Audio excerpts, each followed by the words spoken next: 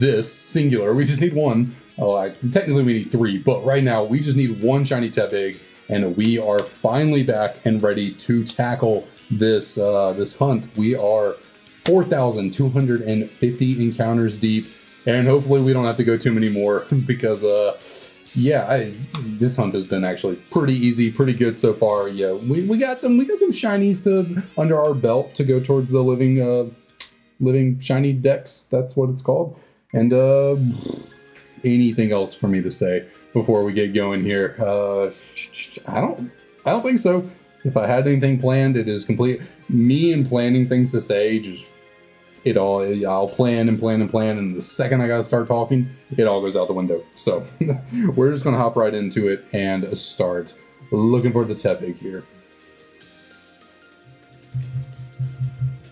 We are going to get going. I gotta get back in the groove of things.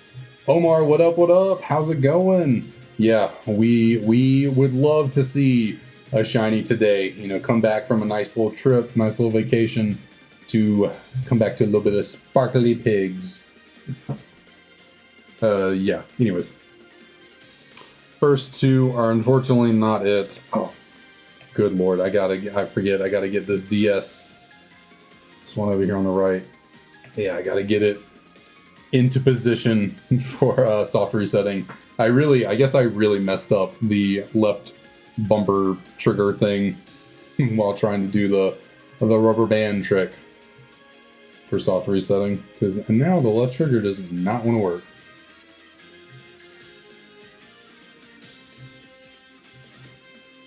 I feel like something is off with this DSO here on the right. I did not center it well or something. I don't know.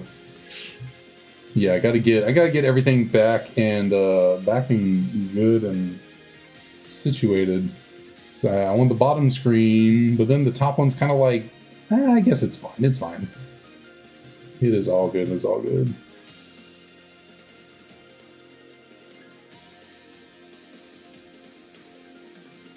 Whenever I can finally get a dang capture card, or multiple dang capture cards, we will not have to worry, or I will not have to worry. I don't think anyone else really cares or worries, but I get a tiny bit of I don't know if I'd say it's OCD, but I definitely like things to be in order. So the screen does not look like it's perfectly in alignment for me, and my brain is like, yo, you gotta fix that now. But once we get a capture card, I will not have to worry about that anymore. Okay, come on. Is the left bumper? Yeah, it's the left button. Like, I gotta press that thing friggin' hard for the reset to actually go through.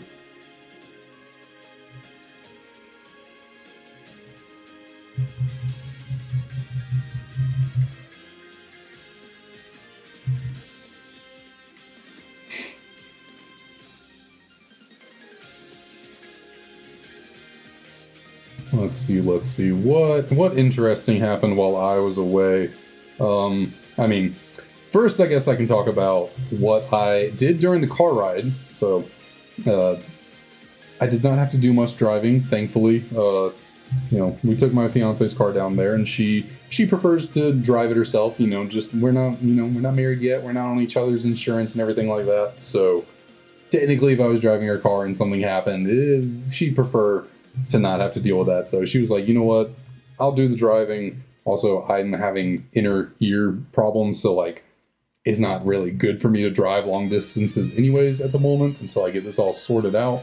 But that left me plenty of time to work on situating us for this here Living Dex challenge even farther. So I have Platinum completely squared away. Platinum is good and beaten. I have cleared the whole game except for like this stuff in Stark Mountain. I haven't done that yet, but that's like the only thing in the game I haven't done. And then we can so yeah, Platinum is completely open to us. We can cute charm hunt, shiny hunt, whatever we want or need in Platinum. Celebi, what up, what up? How's it going? So we can cute charm hunt, we can soft reset, we can do the honey trees now, which if I'm going to do the honey trees for Munchlax, I need to find like one of those little I need to find a website that'll tell me what honey trees have munchlax on them for my particular save file, because there's only 4 of the, like, I don't know how many total honey trees there are, but is a lot more than 4. 12, 16, something like that maybe. So I need to figure out specifically what honey trees have munchlax on it, so I can actually start trying to get one. And then what else did I do? I progressed my... Come on, goodness gracious. I might have to switch up the DS's. Like, I cannot get the buttons to press on this one.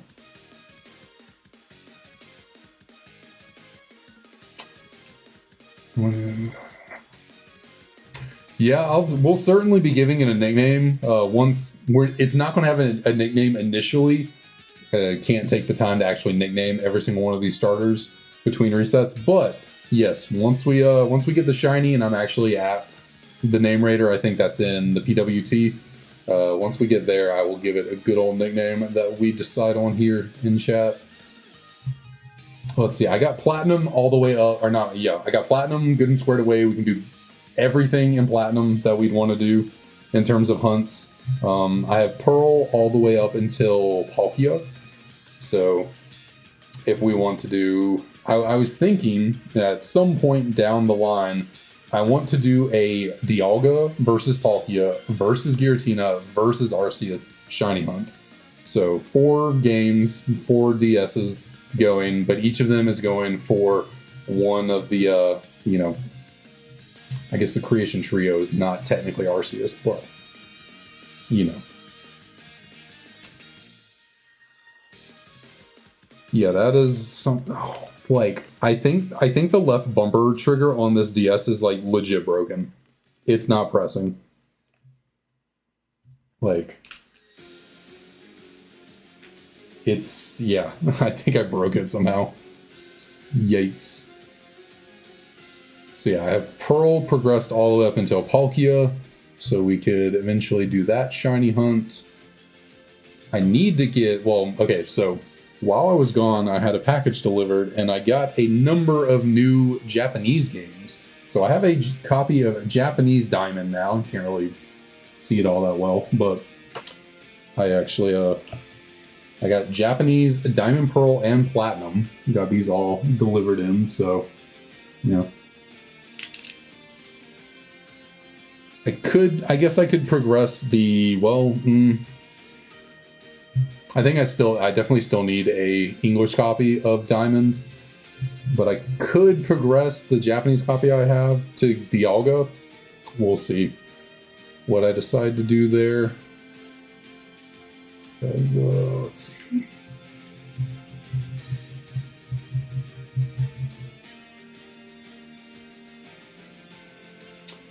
I mean, 7.4K is not like the worst thing in the world. It's still under odds. As long as I'm below like 8K, I mean, under odds is great no matter what, really, for me. I'll say as long as I'm below 10K, like I'll consider this like not a terrible hunt. So I got, really, I mean, I mainly bought those because they're really cheap and I wanted them. We can use them as extra copies to reset for stuff on, or yeah, really they're just extra copies to help us out with certain things. I can get a Japanese Ditto out of my Japanese White 2 or Black 2 to trade over to English White 2, or Black 2, I should say, for breeding. Yeah, why is the screen so far off up here on the top? Like, this is just not in frame very well. But yeah, the main reason I honestly got those is because they're surprisingly cheap compared to the English versions. So I was like, you know what? The main reason I bought all these games from one specific seller. The entire main reason I bought these games was for these two. Those are Japanese Fire Red and Leaf Green. So I went into that seller just looking at what they had listed. because I found their listings for Fire Red and Leaf Green. So I was like, oh, I wonder what else they have. And then I saw, yeah, Platinum, Diamond, Pearl. Also got Ruby and Sapphire in Japanese. We got those. And then the final one I got from them was this Japanese copy of Black.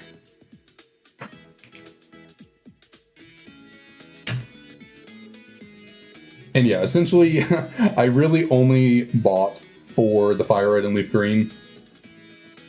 And then the other ones were kind of like a nice consolation prize because they are so much cheaper than the English copies. Just astronomically cheaper. Like, so cheap that you'll think you're getting ripped off and that they're fake games, but they're legit. I tested them out. Like, they communicate between each other, they trade, you know, they all work perfectly fine. So, like, you know, they have all the trademark showings of being a legit copy. So, I guess, yeah, the Japanese games are just really cheap.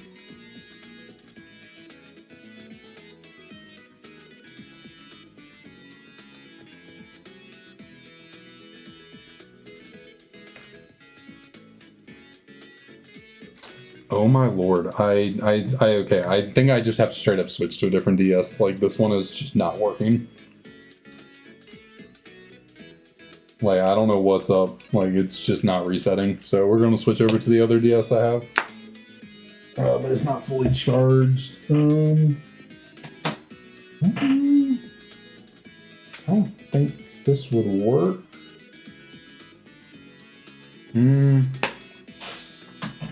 Man, this sucks.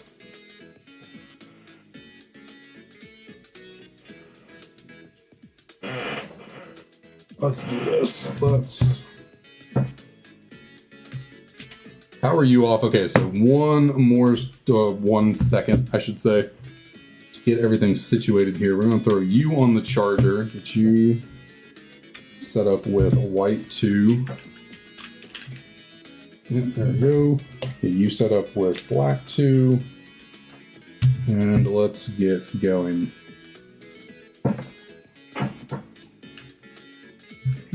Okay, sorry. Technical delays, but we are back on track now.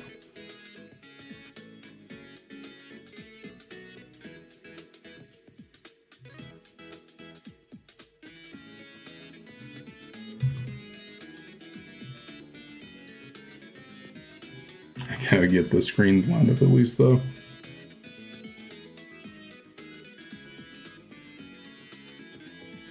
But yeah, I had to get Fire Red and Leaf Green for the Kanto starters. Like, you can technically get the Kanto starters in Heart Gold, Soul Silver. For some reason, trying to say that fast, I always trip up on saying Soul Silver really fast.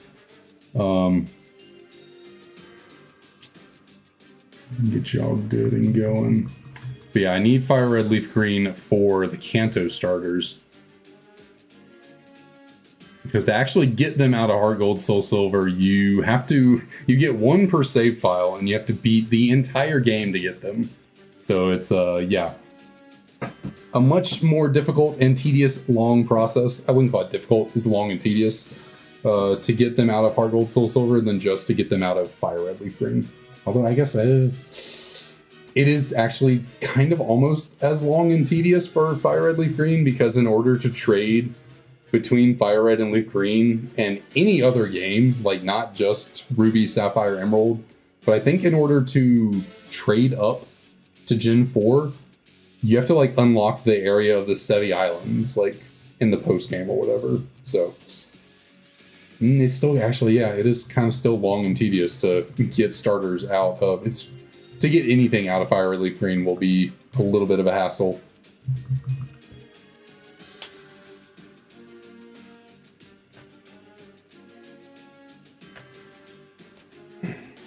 But now I think about it, you can get, like, every other Pokemon that's exclusive or, like, more so associated with Fire Red Leaf Green, you can get more easily in other games, actually. Like, you can get Mewtwo in Heart Gold and Soul Silver. You can get the Legendary Birds in Platinum. I found that out. Or no, yeah, you also, actually, no, you can get, You can get the legendary birds, Zapdos, Moltres, Articuno, in Platinum, but you only get one, I think, per save file, and it's a roaming Pokemon. They are static encounters, though, in Heart Gold, Soul Silver, so you can get Snorlax in Heart Gold, Soul Silver, too. Because it is a stationary, like, static Pokemon in those. So I guess really... Now I'm rethinking my thought process of wanting to get Pokemon out of Fire Red, Leaf Green. Unless they're just Pokemon that I absolutely cannot catch or encounter in any other game. Maybe I don't know.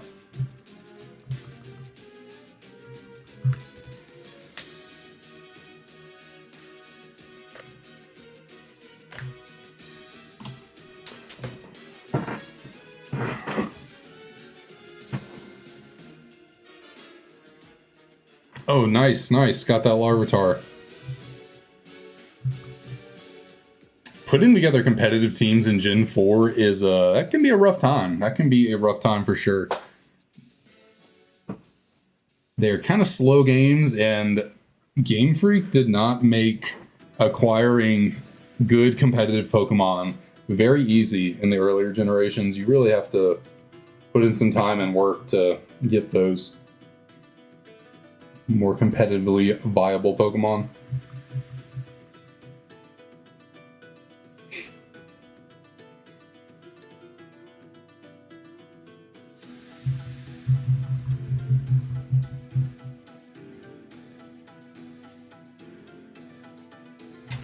Yeah, it's tough. Like, you either got to find them or you got to breed for them. It is certainly a hassle. The YouTuber who I got the RNG manipulation kind of tutorial from for Platinum, I'm a Blissey. He also does a bunch of videos about building competitive teams in certain generations or like formats of Pokemon. I've watched basically all of them. I'm pretty sure, I think he did a Gen 4 one. I think he did a video about Gen 4. Definitely he's done one for like 5, 6, 7, onward. And yeah, he really captures just how incredibly long it takes to make like truly perfectly competitively viable Pokemon teams. Especially, even in newer games, it's still kind of, tedious and takes a long time, but the older ones are crazy. And like, he does RNG manipulation to get stuff more easily, but it still takes like forever.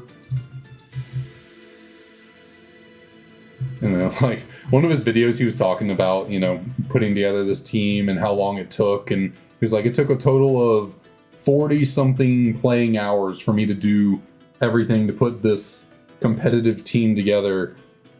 Except I was playing on a DS that was modded to speed up the game. So if you take away the speed up, actually, it would have taken me 60+ hours to do everything. And, he seems pretty knowledgeable on how to build teams, and yeah, it still takes him forever.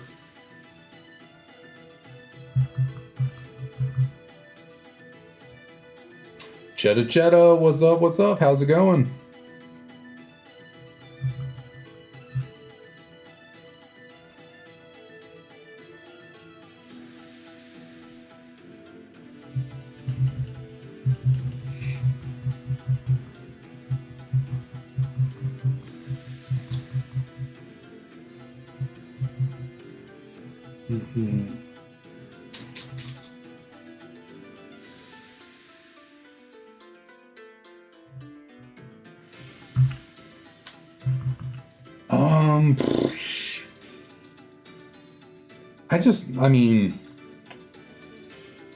When it comes, like, it's like, okay, if for in-game, like, if you're trying to build a team that's good enough to take on the, like, post-game battle factories, battle frontiers, the parts of the game that are intended to be more difficult, to require more game knowledge,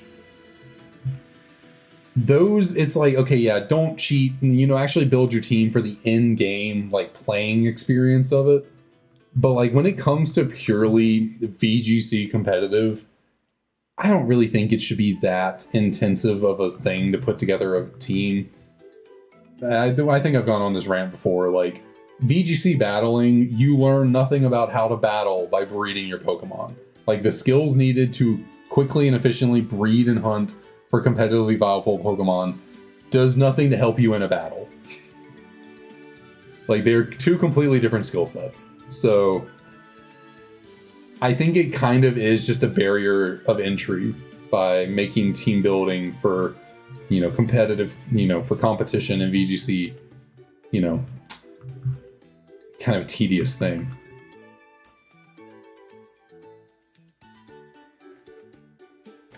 Like, it does give a bit of an edge to people who have the time or resources to get competitive Pokemon more efficiently. Because the less time you have to spend getting your competitive Pokemon, the more time you can spend training to know how to use them. So someone who can either just have someone breed for them and give them the Pokemon or whatnot, or, they have the resources and anyways. I won't go on that whole tangent. I do think for VGC purposes, having to, go through all the hoops of building a competitive team is more of a barrier than anything.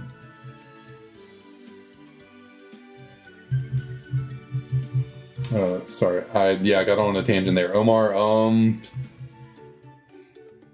I haven't truly decided, because part of me thinks it would be cool to try and get a Munchlax off of a Honey Tree in Diamond Pearl Platinum, just because it's so incredibly rare. And like, when in my life am I ever going to actually need or like be in a position to like get a Munchlax from a Honey Tree? So part of me wants to do it just to say I did it. But then another part of me is like, it probably would just be easier to breed the Snorlax, honestly.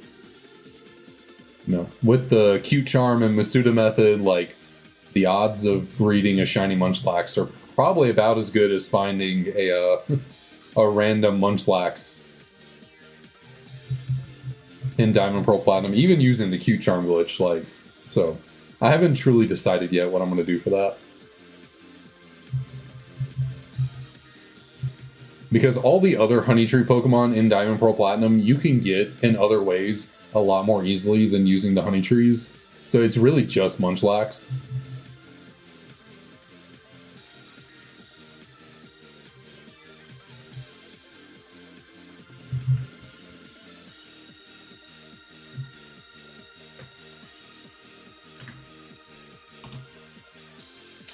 And that is another thing. Like, especially in older generations, if you mess up a Pokemon, you basically just have to do it all over again from the start. At least in newer games, it's a little bit better. Because, whatchamacallit,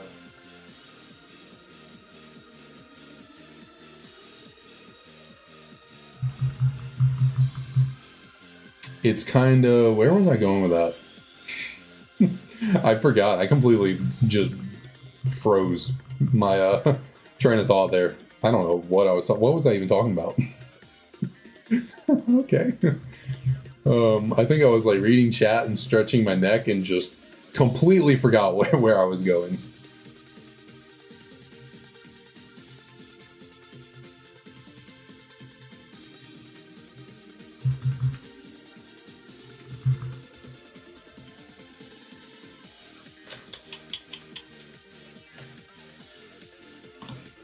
Oh, yeah, okay, yeah.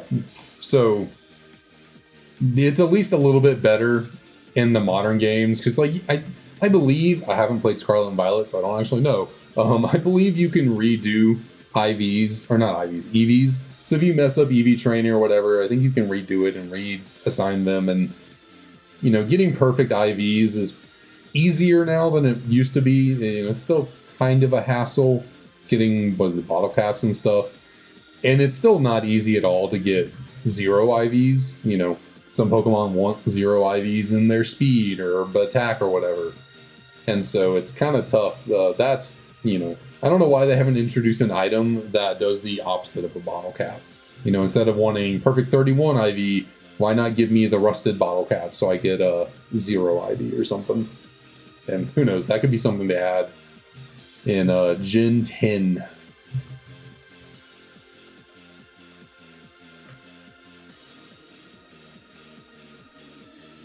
Oh yeah, I forgot about those berries. Isn't the side effect of those berries, don't they like lower friendship or something? Or am I thinking of different berries? But yeah, specifically, I've never understood why in Black and White and Black 2 White 2 berries are like really rare commodities. Like you don't find them in the overworld. You're given them by what, rangers?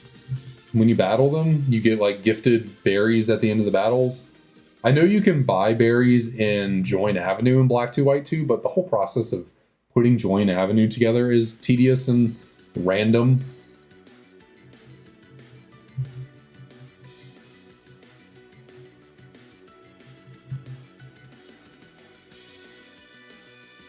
Oh, I did not know you got those berries from beating Black Tower. It's been a long time since I took on Black Tower or White Tree Hollow. Like, it's been a long time since I did any of that.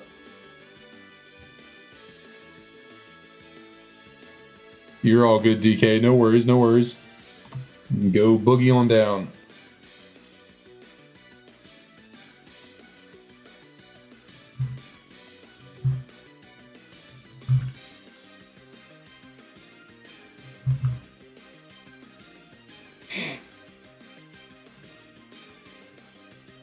But when it comes to Black and White, how do you even get berries in Black and White other than the Rangers?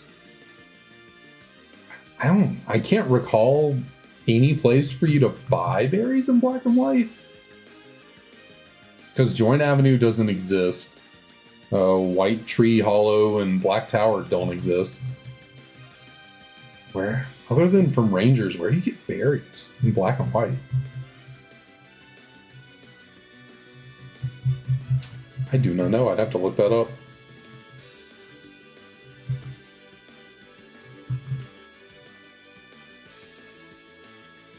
Oh, but that does remind me. That's another thing that I did over my vacation while in the car. I got Landorus, Tornadus, and Thundurus for the national decks. I progressed my copy of Pokemon White all the way through the end of the game, so I beat... Did I do that?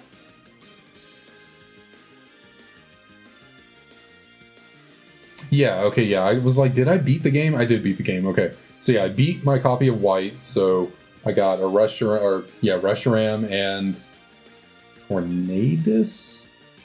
No, Thundurus is in White. No, it's Tornadus. And then after doing that, I played through... I bought a brand new copy of Black from a used game. It's not a brand new copy, it's a used copy, but it's new to me. I bought a copy of Black from a vintage video game store, and someone had their save file on there, progressed all the way up until the 6th gym, so it took me like an hour and 45 minutes, maybe 2 hours, just say, get through from the 6th gym to the 8th gym, and then go catch Thundurus, and I traded Thundurus back to my copy of White. And then I took the genies over to the Abundant Shrine and got Landorus, which I had never in my life done before. I've never had both copies of the game to get both the genies and then go get Landorus, so that was a fresh new experience for me.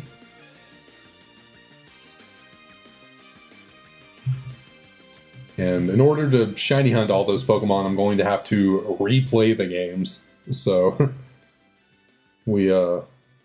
once we get a Tepig finally shiny, I can progress one of these games. I can start trading a bunch of stuff over here, like Landorus, Thundurus, Tornadus, and start working on the national decks and all that. Because we need the national decks complete in this game in order to get the shiny charm, which we desperately want in order to make shiny hunting a lot easier for us.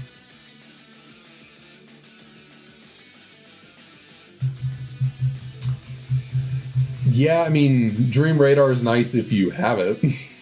If you don't have Dream Radar anymore, if you didn't have it already, then I guess you have to find ways around the fact that the eShop shut down.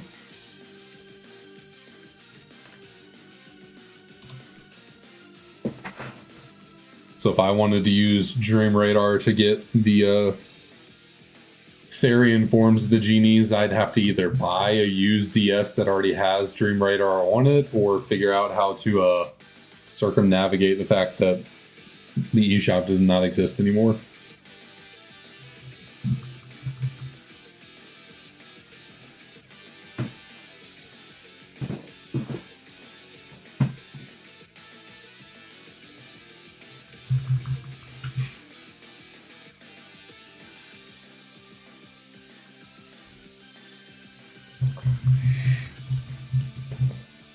Oh, man.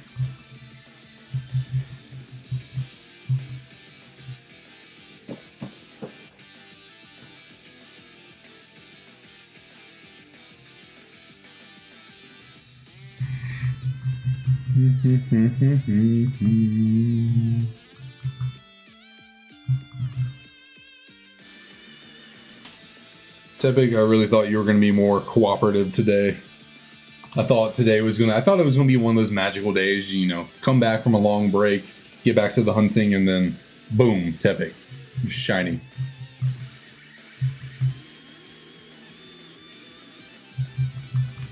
But I mean, you never know, that could still happen.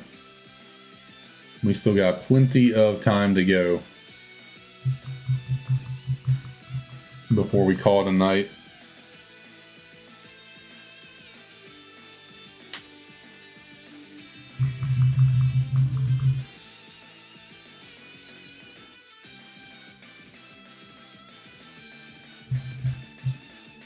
I feel like this didn't.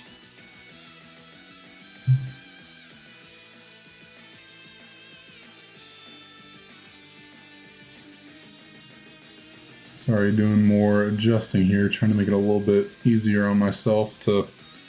There we go, that's better. Alright, yeah. Good enough.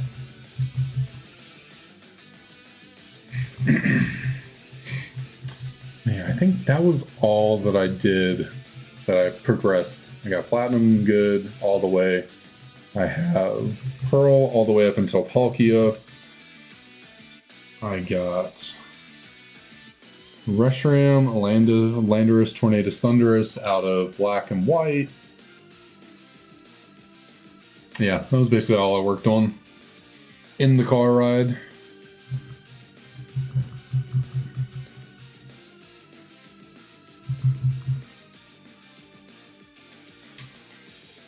I guess earlier, I think I did this before I went away. I have the national decks in Platinum now, so we can do those cool encounters that, you know, the Nintendo DS's, the original and the Lite, have slots for you to put Game Boy Advance games in. So on Friday, actually, that's going to be the stream that we do in Platinum with the Cute Charm glitch. We are going to go all over Sinnoh and find they're the coolest Pokemon that I could... I looked at literally every single Pokemon that you can encounter in Platinum while using the, dual slot, whatchamacallit, method. So by having a Gen 3 game in your DS.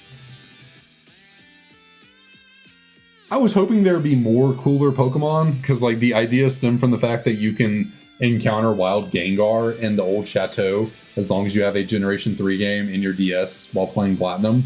So I was like, oh, that's really cool. You can encounter wild Gengar. We can shiny hunt the Gengar using the Cute Charm glitch, and you know, that'd be really fun. So I was like, oh, what other Pokemon could we get? And there are some neat ones, some nice ones.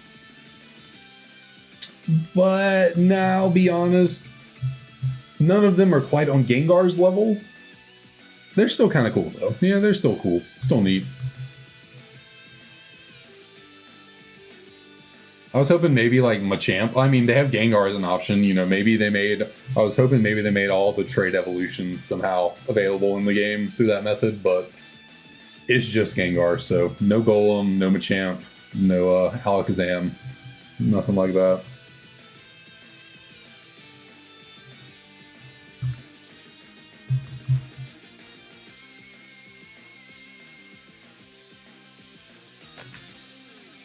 But of the Pokemon that we can still go do after because the Gengar is going to be the first one that we do for that stream.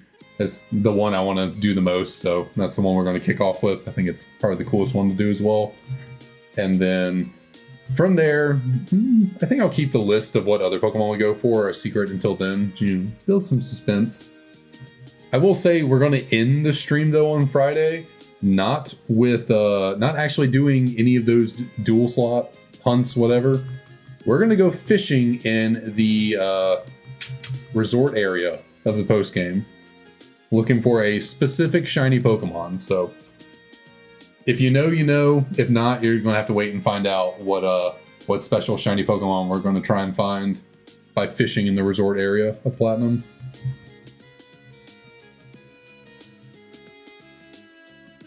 So we're going to start with Gengar, and we're going to end with some fishing. And all the Pokemon in between, just kind of randomly choose what to go with here or there.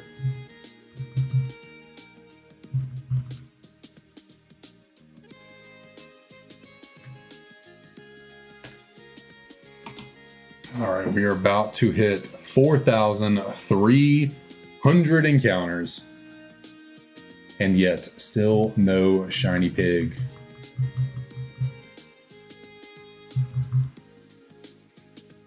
You know what? Why not? We'll bust out the coin. We will bust out the good old handy dandy coin. See if we can pull off some luck here. So, heads is going to be black 2 English. Tails, heads is Victini. Get our victory look. And then tails is going to be white 2 Japanese. Oh, that was a good flip right there. Okay, so we got tails. So that is our call.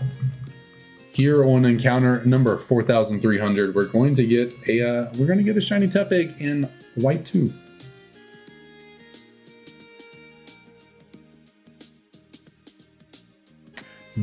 Omar, that might just be on the agenda. I don't know, maybe.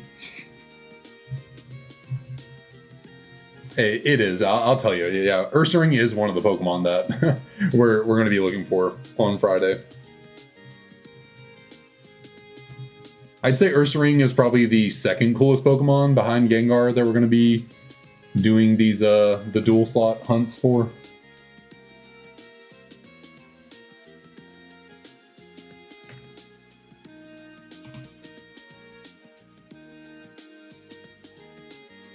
Yeah, that could be something I do. I could catch 2 Ursaring, so I have one for the shiny Living Dex and black 2, and then I could catch a second one, and then whenever I get around to playing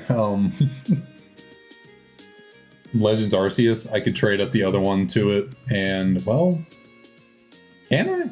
I think I can. I think I can still get Pokemon from Gen 4 up to Gen 8.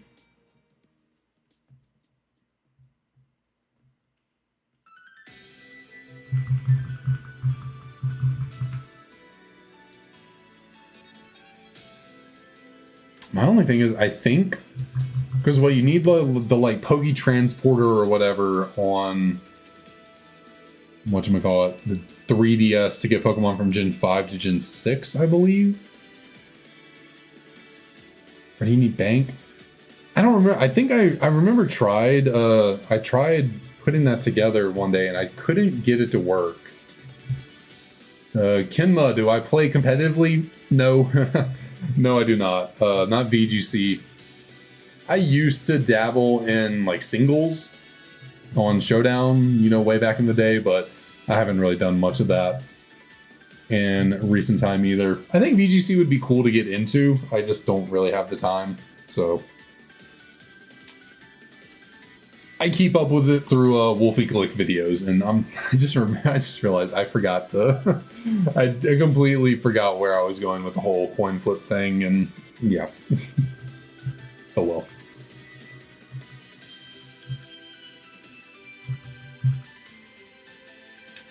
Welcome back, DK. Welcome back. Welcome back.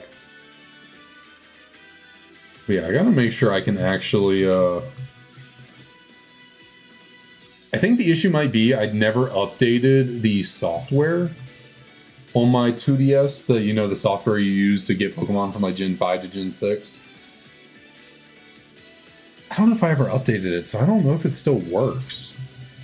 Because yeah, I feel like I tried doing that on my 3DS one day and I couldn't get the program to open. It like kept crashing and saying like, oh, you need to update it. And it's like, well, the eShop's not available. I can't update it. So I don't know.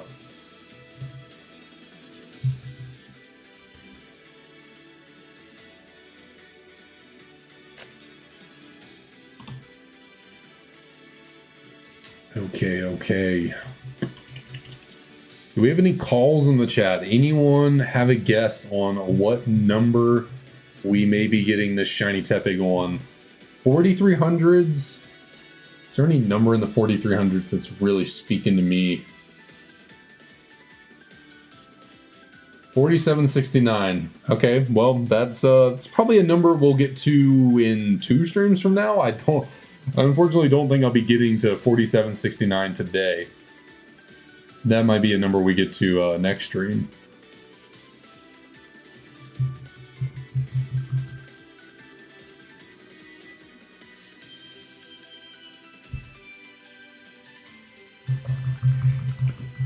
$44.06. Okay. I will definitely get to $44.06 today. And everyone has their own whatchamacallits. Their own way of enjoying things. So I understand it. Competitive is really cool. It is very fun. Like I said, it looks like a lot of fun to get involved with from Wolfie's videos. Yeah. Investing the time into like putting together a team and like learning VGC meta and all that. It's just like, it's not really something I can fit into my schedule. So not when there are other things, like this that I have going on.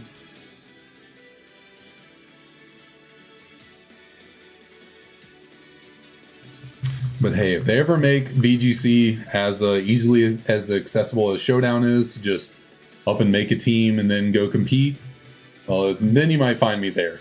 But as long as all the breeding and training and stuff in the games is needed, might not be something I get involved with.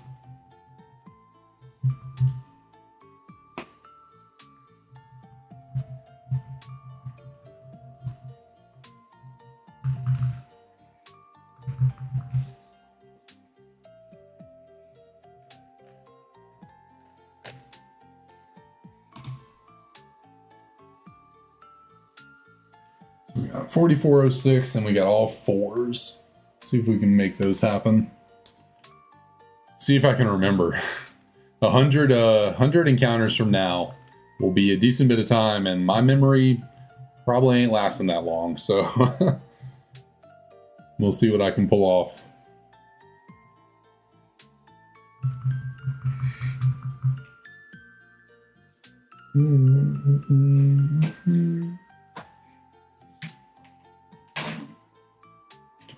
Screen there.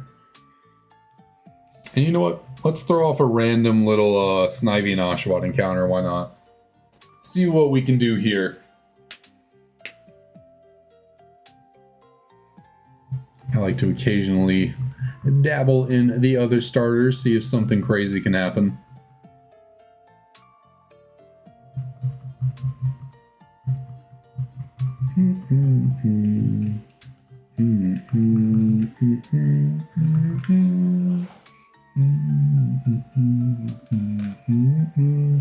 Nothing crazy happened. Shocker.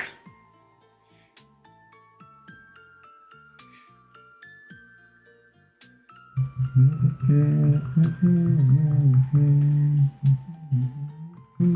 goodness.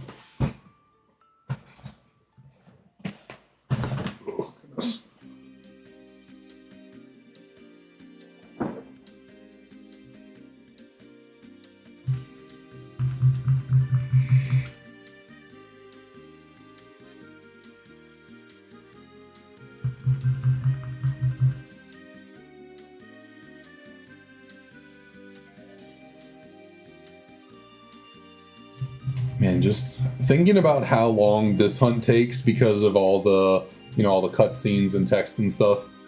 There aren't too many hunts that'll be like probably more involved with this in terms of what you got to go through per encounter.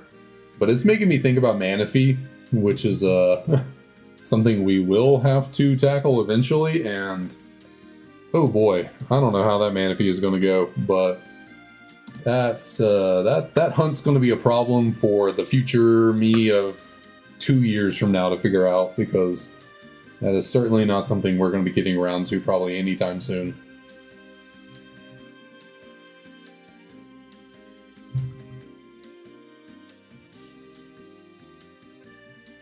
We're hunting everything. If I can figure out a way to viably hunt a shiny, we are doing it.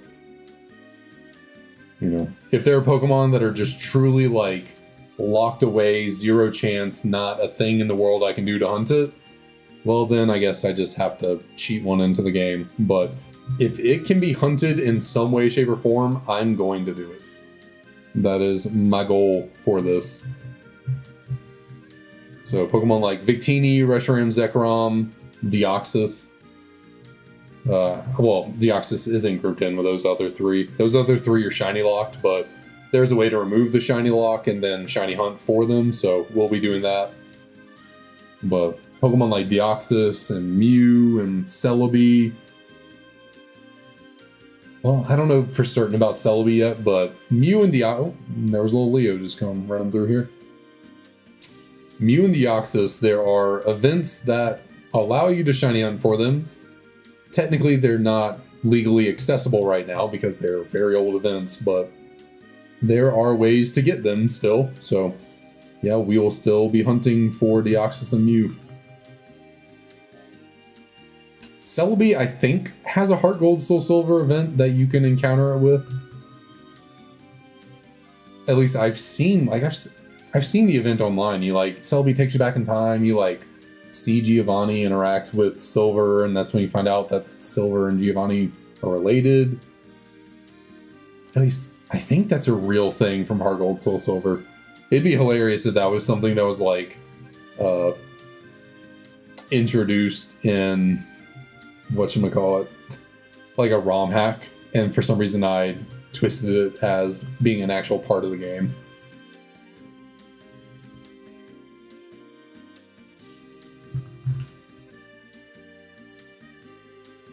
But I think there's a Celebi event that I can use to soft reset to get Celebi. Jirachi is one of the few that, I don't know if there's any viable way for me to get a shiny Jirachi. I think the Jirachi that comes from the Coliseum bonus disc is always shiny locked, and there's, no way to get around it, I think. So that might be one of those Pokemon that's, I don't know what I can do other than just put a shiny Jirachi in my game and be like, oh, we got it. But other Pokemon like Darkrai and Arceus and Platinum, there are ways to unlock their events so we can shiny up for them. Spiritomb for Halloween.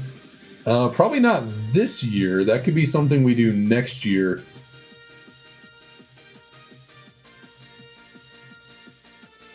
Mainly because Halloween, I guess Halloween's kind of 2 months away, end of October, it's early September right now. But it'd probably have to be next Halloween. Because now that I know you can actually breed for Spiritomb, and I can Masuda Method hunt for it, that's what we're going to do. So no soft resetting in Diamond Pearl Platinum for a Spiritomb. We are going to Masuda Method hunt for it to make it a whole lot quicker to get.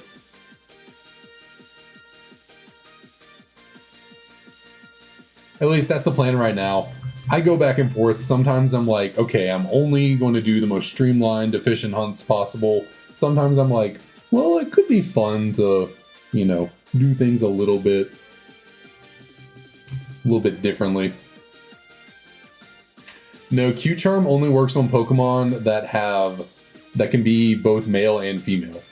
So if a Pokemon has no gender, like Spiritomb does not have a gender, then Q-Charm doesn't work on it, and Q-Charm also doesn't work on Pokemon that are always male or always female. So Tauros, Miltank are always male, always female, so Q-Charm doesn't work on them.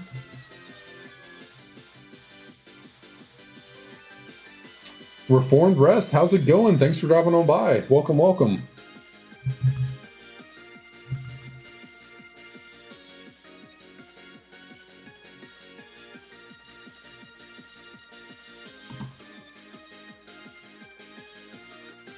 But nicely enough, Spiritomb is in an egg group, even though it's genderless.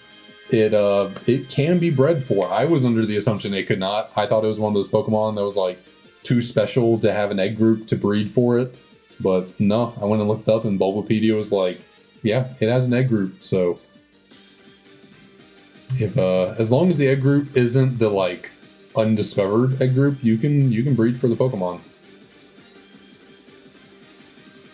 And most undiscovered Pokemon are legendaries and baby Pokemon, so I don't believe it does, unless I missed that. I thought it was genderless.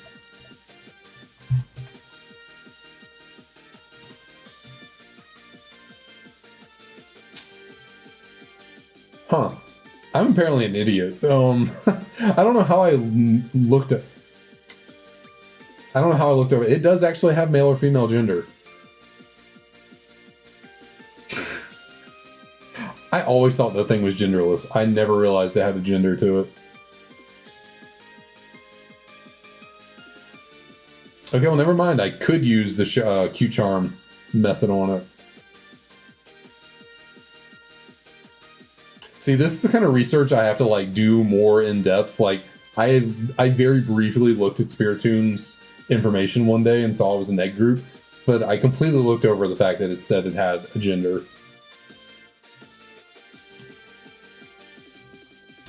Maybe, did I get it confused with the Rotom? Yeah, so Rotom, whatever, does not have a gender. So maybe I got the two kind of like mixed up. I was like, oh, Rotom, Spiritomb, same thing, no gender. But no, I was wrong.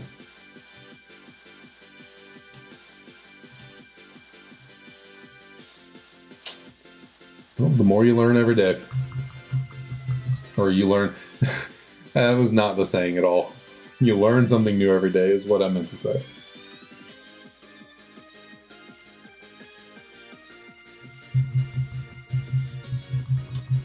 Well, then never mind. We actually probably could do Spiritomb on Halloween.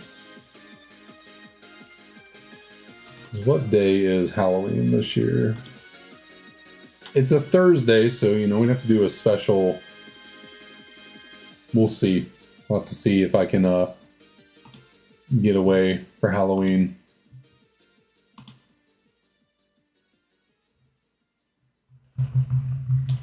But yeah, we might, yeah, we could definitely, I could look into putting that together. Maybe a special ghost and dark type only hunts on Halloween, something like that. But that kind of makes me think I should save Gengar for then instead of now. Instead of doing Gengar this Friday, maybe I wait to do Gengar on Halloween.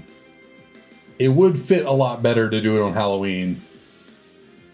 So, that's always an option.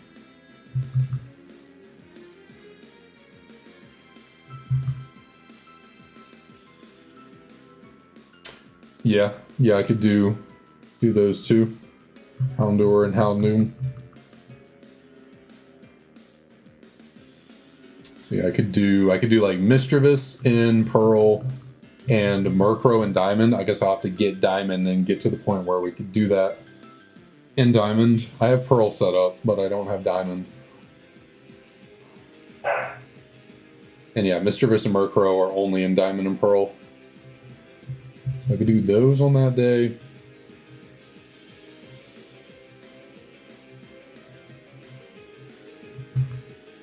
And I technically... I guess, could I do Haunter as well? Because I have a Ghastly already. We've already caught a shiny Ghastly. I don't have a Haunter or a Gengar though, so we could do both of those on Halloween. If I can find Wild Haunter. I think I can.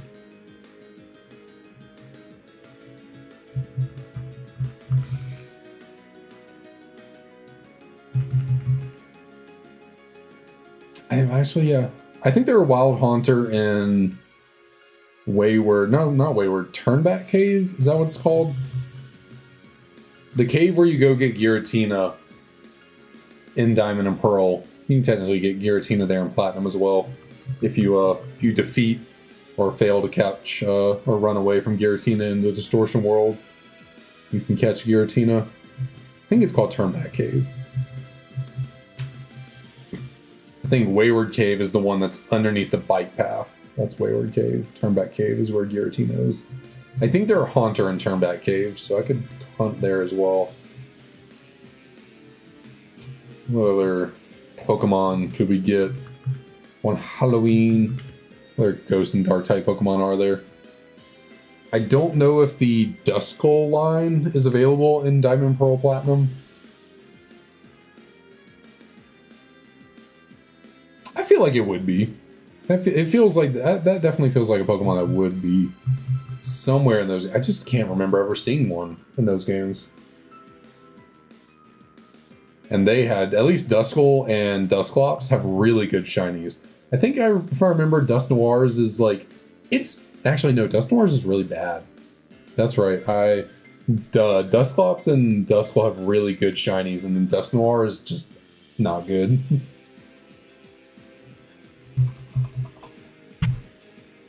Because like Duskull and Dusclops have red shinies, which are really cool looking. And then Dusknoir is like barely changed. Yeah. Yeah, I don't know why they did that. They should have just kept the red. It would have been really cool in Dusknoir. They fumbled the bag on that one. Oh, my cup? Where is my cup?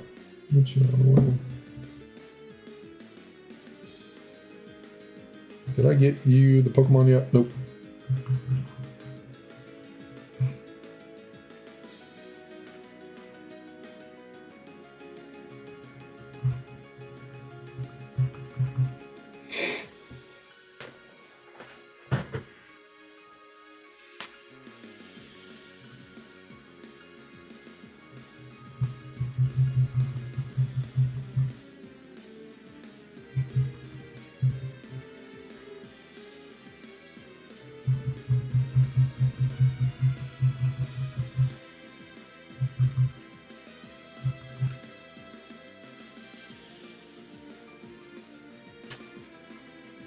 I guess I just had Duskull's information up. I could have looked to see if I can actually hunt for it in Diamond Pearl Platinum.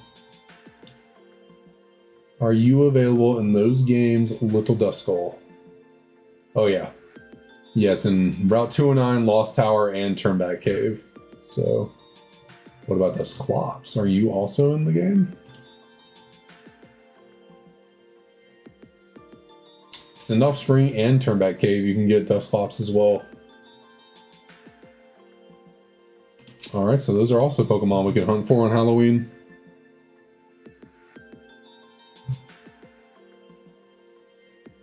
Let's see, what else could there be? What else could there be? And Rotom's off the table because it's... Well, now I gotta ask myself, Dusclops and Duskull, that whole line, they have a gender, right? Okay, they do. Yeah, good. Just gotta make sure.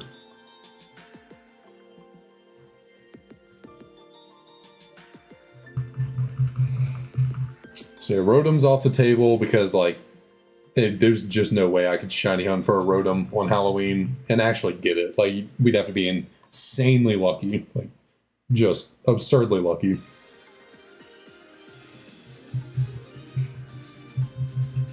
Are there any other... What ghost types are there? Shuppet and Bayonet. Those are probably available that I could do.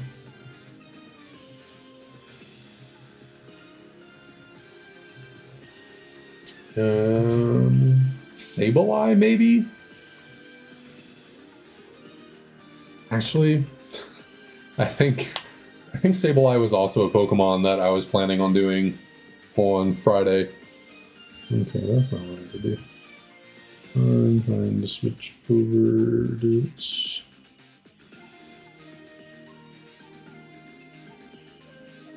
So let's see, get my phone out. Yes, Sableye was a Pokemon I was planning on doing. So maybe I'll have to rethink my plans for this Friday for what we are hunting. At least for Gengar and Sableye, I might have to find 2 other Pokemon to substitute for them.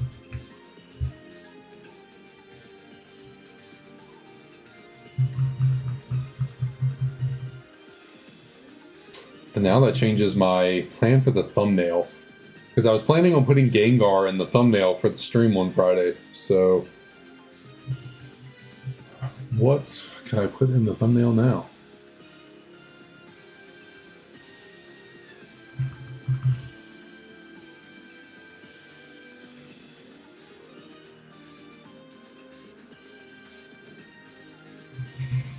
Maybe Ursaring. That'd be cool enough. Because like you want to put a fairly popular Pokemon that can kind of like draw in the attention of people. So Solrock or Lunatone, probably not any better. Yeah, Shuckle was on the list of Pokemon to hunt for on Friday. I could do Shuckle. Oh, where did I just click? Not there.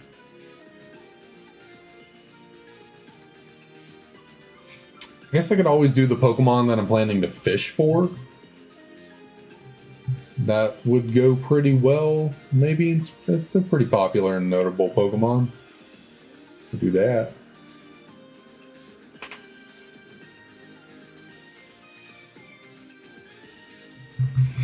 Actually, now that I think about it, that would probably be the best clickbait. It was not really clickbait. It's not bait at all. You know, it would be 100% real, impossible, but I'll just go ahead and say, I was planning on fishing for a level 100 shiny Magikarp in the resort area of Platinum. Because in Platinum, in the water there, in the resort area, for some reason, they made it possible for Magikarp to be caught level 1 to 100. So I was like, you know, it'd be fun trying to catch a level 100 shiny Magikarp. So that was the fishing plan for Friday. Which, considering how low of a chance it is to probably find a level 100, that might be something you dedicate a whole stream to. Kind of a waste of time to dedicate the whole stream to that. Because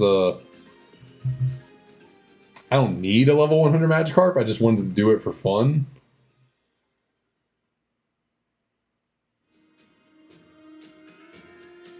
But yeah, let's have fun. Let's do it. So maybe instead of doing a bunch of different dual slot hunting methods, I mean, I could still do that if I somehow found a shiny level 100 Magikarp in like 5 minutes, you know, got super lucky, then we could do some dual slot hunting. But I imagine it'll be quite the challenge to actually not only find a level 100, but then it's got to be shiny. Obviously using the Q chart method. So there'd be like you know, we actually got a level 100, there'd be a 20% chance of being shiny, but still only 20%, so.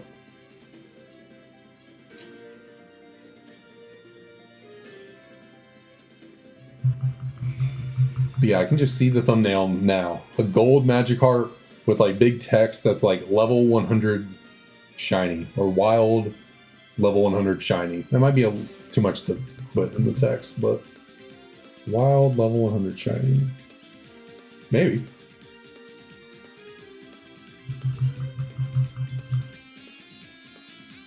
But now the question becomes, would I change Magikarp shiny?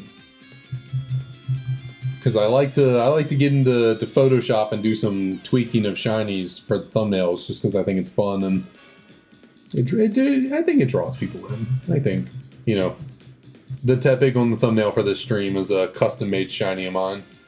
But Magikarp is a really good shiny, so would I even want to change that?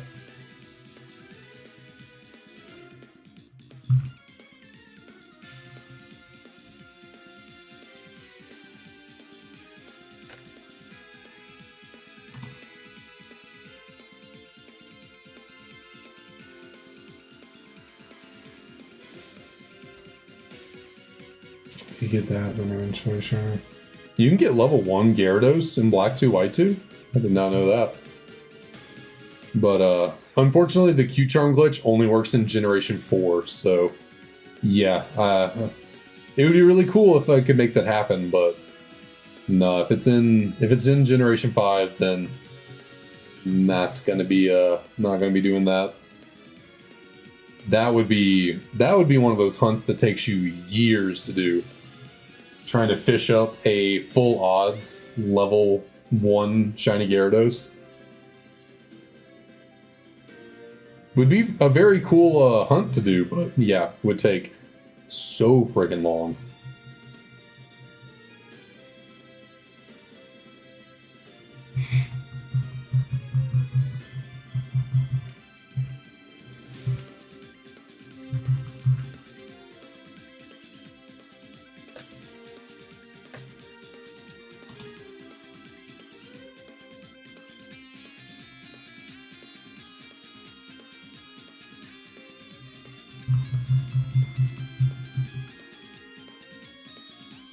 And yeah, obviously the level 100 Magikarp that, you know, if it's caught as a shiny, would stay as a Magikarp. You obviously can't evolve it if it can't level up.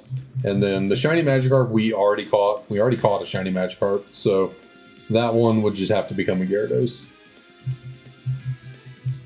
Or I could just have 2 shiny Magikarp and catch the shiny Gyarados in Heart Gold, Soul Silver.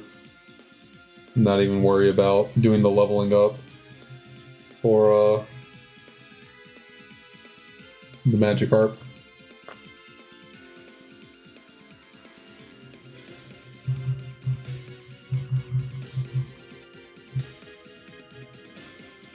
Why is the button not going?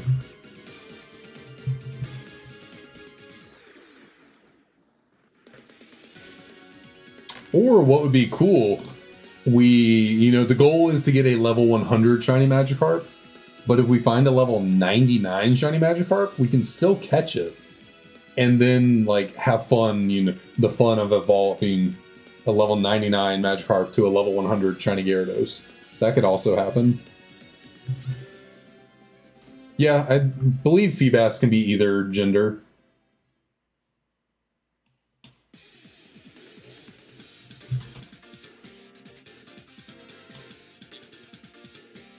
Yeah, it's 50-50, so it can be affected by it. So thankfully, Feebas can be caught in Platinum. I think it's in Diamond and Pearl as well. And in Stark Mountain, there's that one really big body of water. I think it's when you're heading like towards Snowpoint City. There's it's kind of like in Ruby, Sapphire, Emerald. There's only a few tiles in that big body of water where you can actually find Feebas in them every day. But because we have the Q-Charm glitch, I can just do a little bit of light fishing, and then when we find a spot that has Feebas in it, we can just use the Q-Charm glitch to quickly catch 2 shiny Feebas, and then make one of them a Milotic.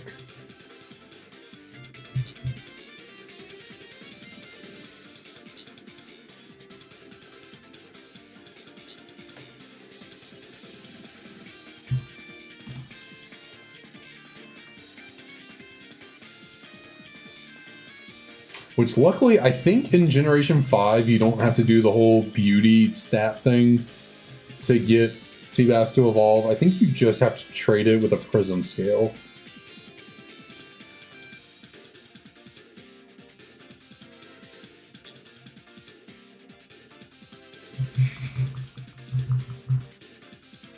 Yeah, I've never found a, well, probably in newer games I have. I think, in Omega Ruby Alpha Sapphire, they reworked Feebas. it's no longer in a random tile on that stretch of water. It's just under the bridge, I think. Like, the Weather Institute's right there, and then there's that bridge right next to it. I think when you fish under that bridge is where you get Feebas in Omega Ruby Alpha Sapphire, so... I believe I caught one in that game, but I've never caught a Feebas in Ruby Sapphire Emerald. Or Diamond Pearl Platinum.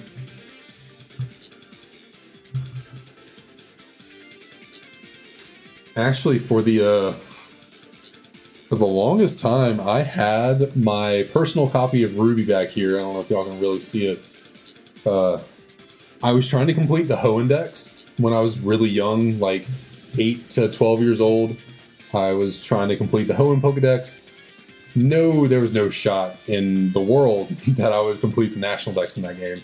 But yeah, I was trying to complete the Hoenn Dex, and I got everything. I found everything in the game except for Feebas and Milotic. Like, yeah, I was just too young back then to like understand, you know, how to get that done. And when I was 8 years old, I don't think I had very I had very easy access to the internet. You know, we had a family computer, but it was not something I was allowed on at any, like, you know, for extended periods of time. So, and then who even knows that the information about how to find Feebas was on the internet back then? It might have been, but when I was 8 years old, I think Ruby and Sapphire were like 2-year-old games. When did they come out? 2003? 2-year-old game, something like that. So, who's to say? Leo, what you doing back there? You'll see this little guy. What are you sniffing back there? Huh? What you doing? You kind of blend in with the carpet, you know?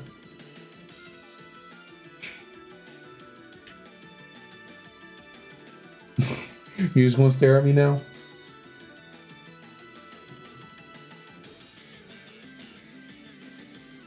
Here. Ooh. You want to say hi? You want to say hi? No, you don't want to move? You just going to sit right there? Oh, now, okay, there you go. Hello. Hello. What you got in your eye right there? Oh, what's that? What's that? Yeah, you want to come up here? Come here. There we go. Thank you. Thank you so much. Okay, no, we're not doing all that right now. No, sir. Okay. You're crazy. Oh, good boy. Come on, you wanna try and get a Tepig here? Do some resets. I don't know how well I'll be able to do this with him in my hand. He's gonna get squirmy. He does not he does not like. He likes being held for short periods of time, but then he's like, put me down. You are a little something else. Okay, you want to go? You want to go? No? You good now? Okay, you can go.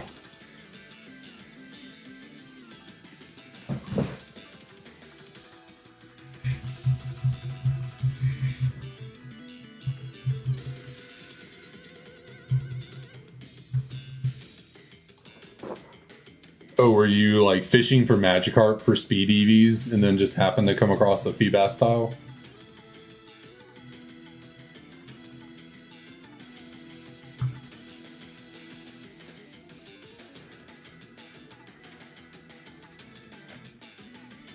I think I've said before, stuff like making Pokemon like Feebas really hard to find or really rare to find is like both cool and a little bit like, it's like, I don't know how to feel about it. It's like on one hand, it's kind of cool that not every Pokemon is just like abundantly, you know, out there and you gotta like kind of work and maybe get a little lucky to find them.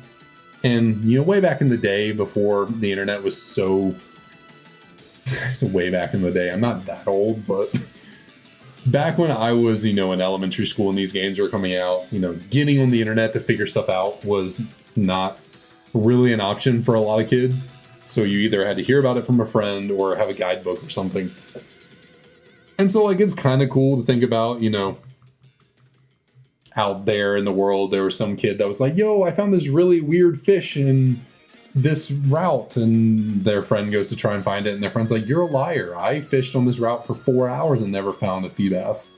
And they're like, nah, I swear I fished on this route, and there it was. Like, stuff like that, it's like, it's kind of fun. You know, those little playground rumors that used to go around about how you found certain Pokemon. But then you also think about it from a Pokedex completion standpoint. It's like, how many kids were screwed out of completing their Pokedex because, like, they could not find Feebas? Like, they saw that Wallace had a Milotic. They're like, how do I get that thing? It's cool. It's in my Pokedex. What is this thing before it? Because I don't think anyone in the game uses a Feebas on their team. So you'd have no clue that Feebas exists. So how many kids, like, just could not complete their Pokedex back in the day because they didn't know how to get Feebas?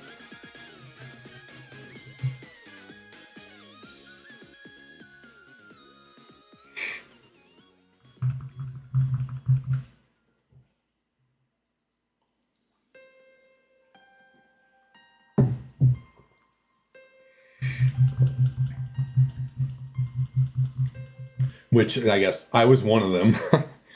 I was one of those kids that was unable to complete the Pokedex because I could never find Feebas.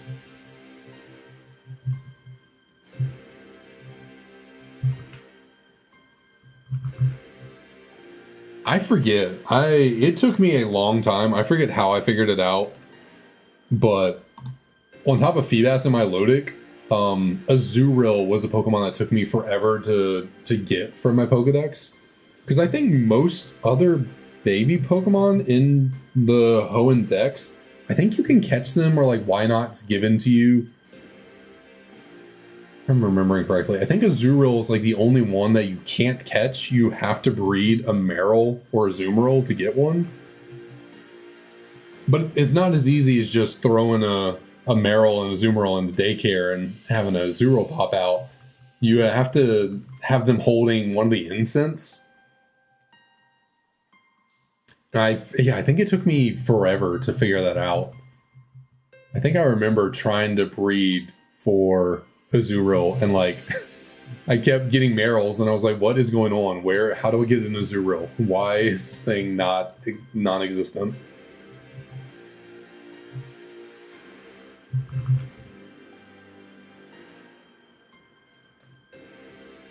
Or am I just completely fabricating that in my head? Maybe Azurill is capturable in those games and I'm making something up. Let's see. I thought that was something I remember happening. Okay, yeah. Ruby Sapphire, Fire Red, Leaf Green, Emerald, you have to breed Marill and Azurill to get them. To get an Azurill.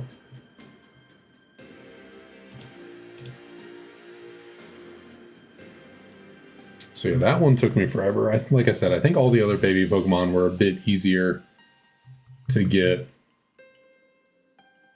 Well, maybe not Pichu. Because I think, yeah, Pikachu's in Ruby Sapphire Emerald, right? It definitely is. It definitely is. I'm like really distracting myself here from doing the shiny hunting. Pikachu's in these games. Okay, it's in the Safari Zone. Got it.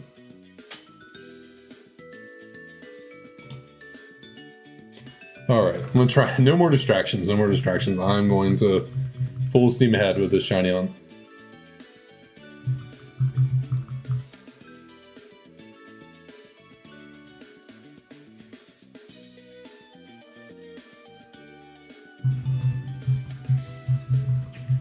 Maybe Pichu's different. I think you can just breed Pikachu to get a Pichu.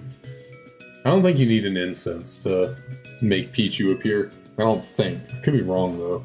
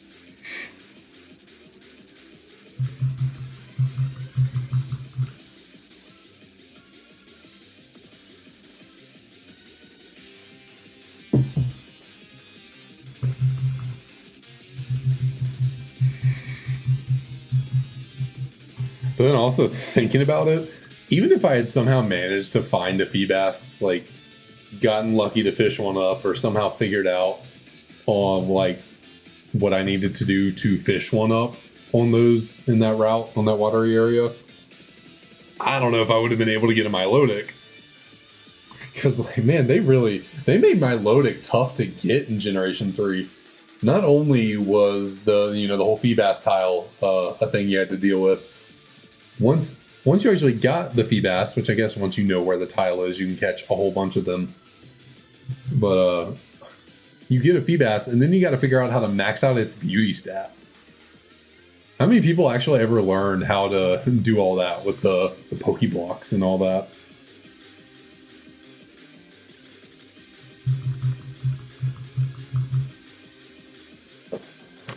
I never had a clue what was going on in the contest when I would do them. I would just go in there, throw off some moves, and if it worked out, it worked out. If it didn't, well, I guess we lost.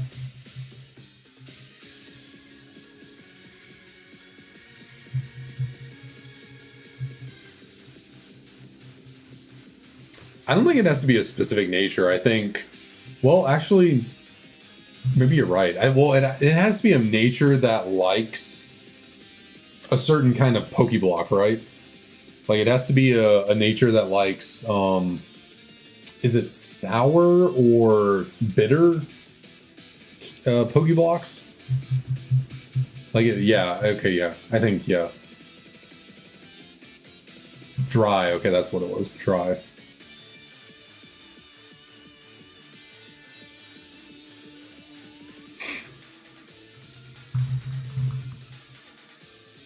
Yeah, you have to be a certain nature so that your Feebas likes the dry Pokeblocks. Then you have to get a certain level of dry Pokeblocks and feed it to your Feebas so that you can get it up to the max beauty.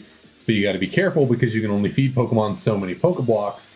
And if you feed your Pokemon too many non-effective Pokeblocks to get the beauty stat up, then you can't get it. And you got to start over. But the Azure Flute on Mount Pillar was too complicated.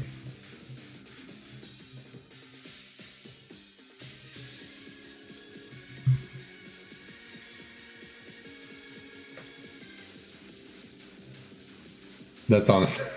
I feel like that was a BS answer.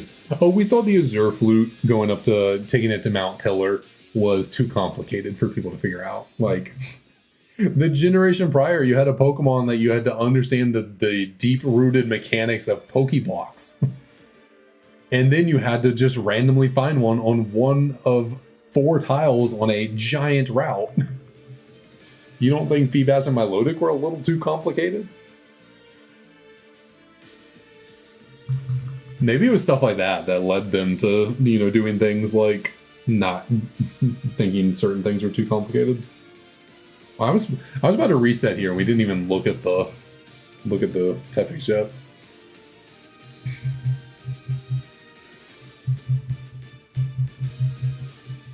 Maybe they saw that the Reggie puzzle was a little bit much, and then that no one could figure out how to get Feebas and Milotic, and they were like, well, maybe we should make things a little bit easier. But then Honeytree Munchlax exists, so never mind. Actually, they made it... I think Honeytree Munchlax is the most... I mean, it's completely RNG. It's not really a challenge, but...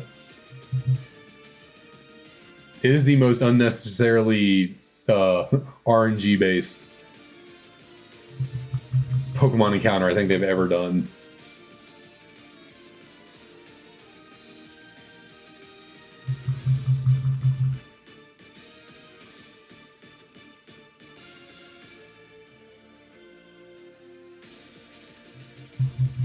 At least when Heart Gold, Soul Silver came out, you could just breed Snorlax to get Munchlax easier.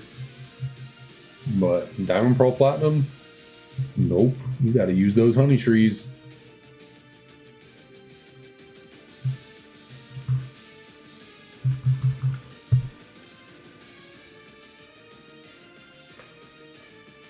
Which is actually a funny thought I had the other day when I was playing through Platinum, trying to, finish the game. When you fight Barry, I never really put two and two together, but throughout the game, like kind of the middle to the late game, Barry has a Munchlax that he evolves into a Snorlax. So that means Barry went through the effort, or got really lucky, to find a 1% Honey Tree Munchlax during the game. Like, it's not something that's ever crossed my mind until I was playing it, because, like, having to think about what I'm going to do to get Munchlax for this Living Dex. When I saw Barry had a Munchlax, I was like, wait, does that mean this guy did the Honey Trees and got a 1% encounter? A 1% encounter that appears on 4 out of, like, 12 trees?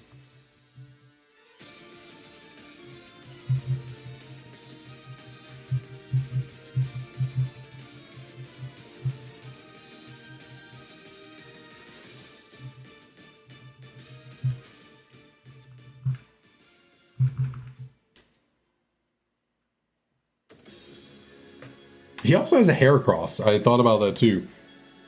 He must have been really, because Heracross can only be caught on honey trees as well in Diamond Pearl Platinum. So I think it can. I think that's it. So Barry loved those honey trees. I think Heracross is one of the rarer encounters too. Now, it's not, I think you can get Heracross on every tree, not just a few specific ones, but it's still a rarer honey tree encounter.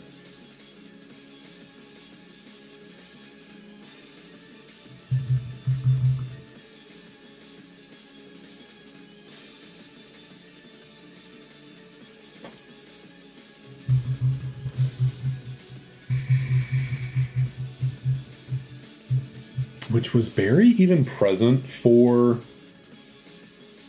I don't think Barry was present for that whole event that went down in Floroma and the Valley Windworks with Team Galactic. Was he? I don't think he was.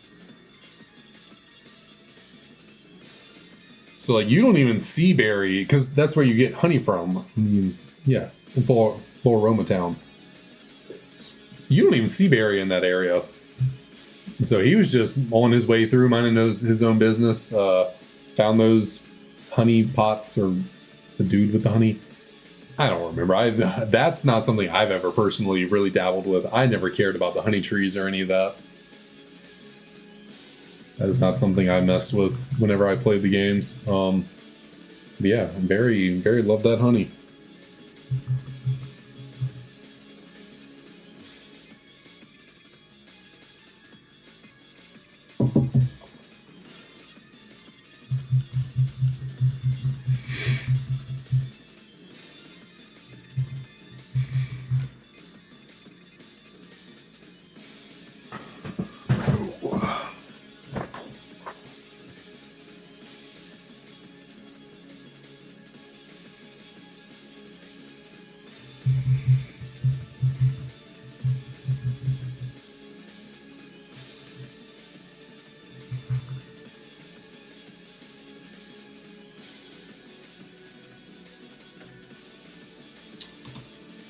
Oh, man.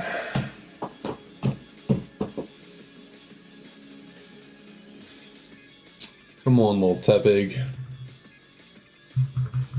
I keep forgetting. I've said that in order to bring the luck for this Tepig, I need to buy a Tepig Sitting Cutie and a shiny Embor Pokemon card.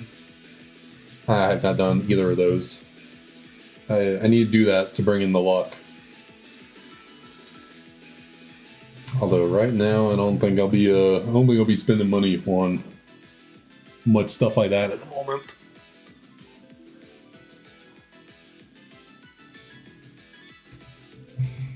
Between my video games that I just bought and then going to Disney World, I might need to be a little more frugal for the rest of this month. That's the word, right? Frugal? That's the word for saving money. That's not the word for spending money, right?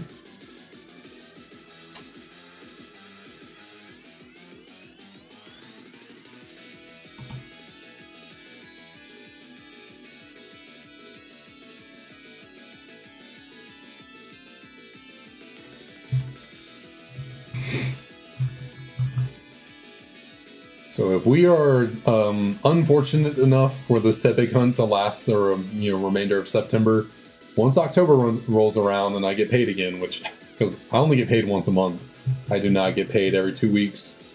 I get paid at the very end of the month, and that is it. So yeah, once October rolls around, we can get a sitting cutie in the Pokemon card if Tepig is still not shown for us. I think my messed up wheel, yep, it's over there.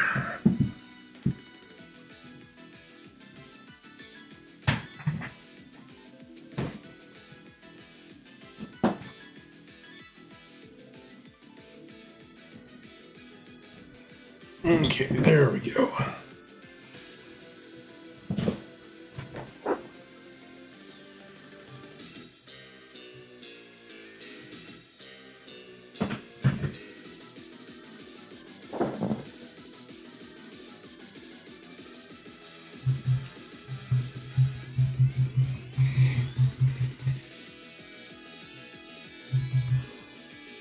Now I feel like it just ended up on this other side, did it? No, I think that's just how this chair is. That's another thing I finally need to get around to doing is getting a freaking new chair. I've been saying it. I think the entire time, the last 2 months I've been doing this Tepig hunt, I've said I need a new chair. Have not done it.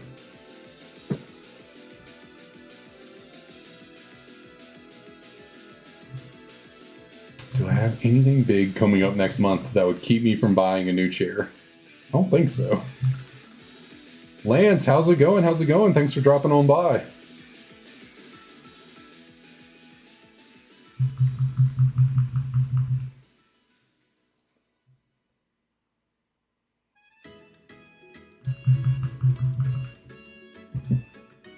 Bum, bum, bum.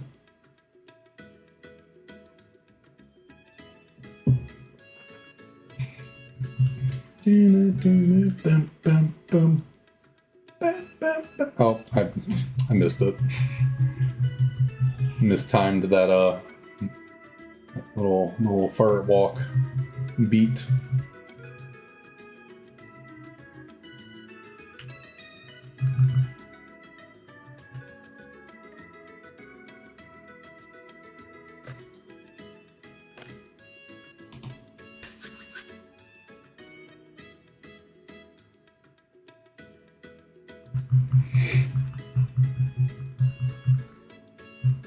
Well, I guess I do want to get capture cards for this whole experience. So that actually is that'll be a sizable little purchase there. So will I have money to do a new chair next month? I don't know. You found 2 Centret? Like shiny? Were you doing the radar method?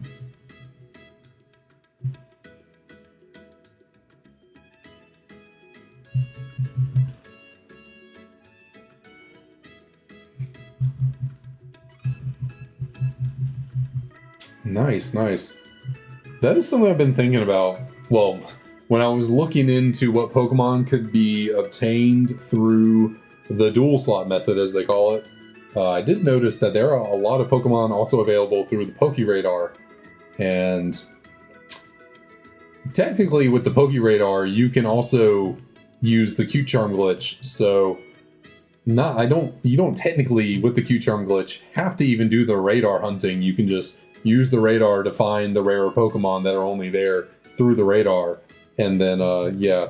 But I was thinking, instead of doing that, there could be some Pokemon that would be fun to actually do the radar hunt for, and not just use the Q-Charm glitch to try and make them, a little bit faster. So that is also something to consider.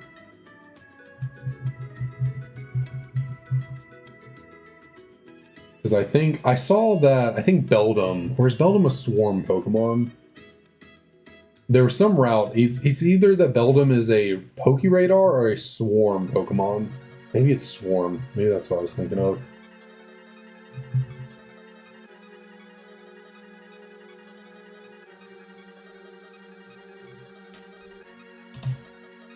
Okay, that is a swarm, so I'd have to just use that'll. I think that would definitely be the best way to get shiny the shiny Beldum line is find a Beldum swarm and then use Cute Charm Glitch for that. Because outside of that, I think I would have to breed for I think I would have to breed for the pseudomethadine Beldum. Let's see. You're genderless, but you are in the mineral egg group. So, yeah.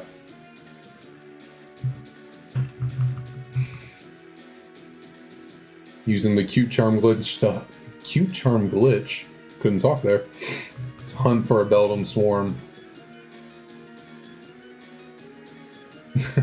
Were you the one that was struggling to catch the Metang in Giant Chasm, or was that someone else? Someone wanted a Metang in Giant Chasm and was really struggling to get that.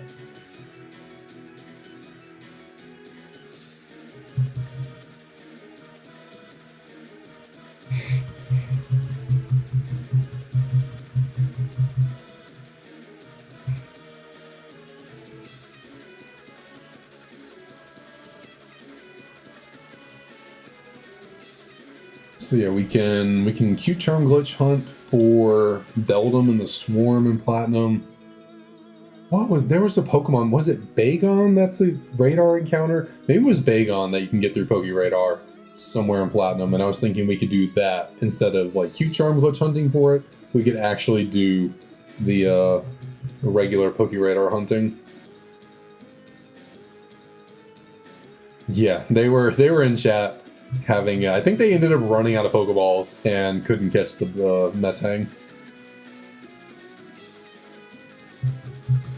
I think they got it down to low health, but then they didn't have anything to status it, and they had like Dust Balls and Ultra Balls, and I don't remember if they said they had Timer Balls or not, but yeah, they were not able to catch it. Surprisingly, when I caught the Lake Trio in Platinum for the National Dex, I didn't struggle that hard to catch them. I was surprised.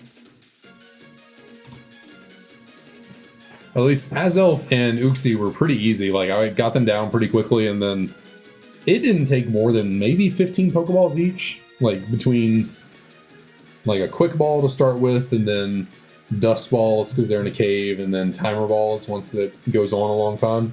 It didn't take all that long to get them. Mesprit was a little annoying because it's the roamer of the three, but I eventually, got it too. Not too terribly. Like, it probably took 8 different attempts of like finding it in the wild and then whittling it down a little bit and then throwing Pokeballs at it. I didn't have an effective mean looker to keep it from running away, so I just kind of had to throw my head at the wall and wait for it to end up on the route that I was on by running back and forth. I was in Salation Town, and I had the little map thing at the bottom of Platinum that would show you where Mesprit is moving around. I would run up onto the route, run down. I would just go back and forth between the route and Salation Town. And eventually, once I got onto the route and it said Mesprit was there, I'd encounter it, and yeah, it took an hour-ish before I was able to catch Mesprit, so tiny bit annoying, but not the worst.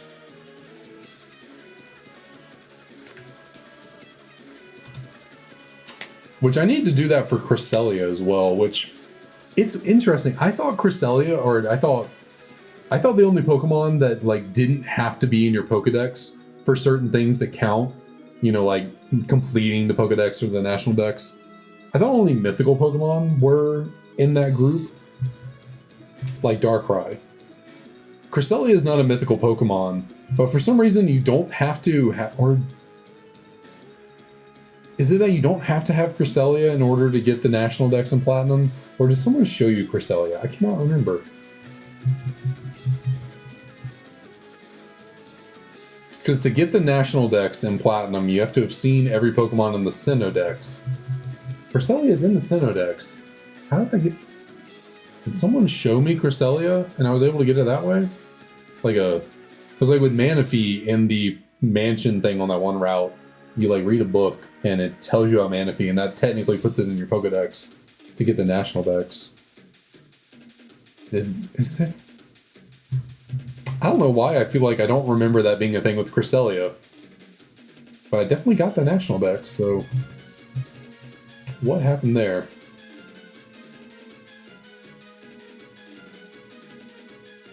All right, sounds good, Omar.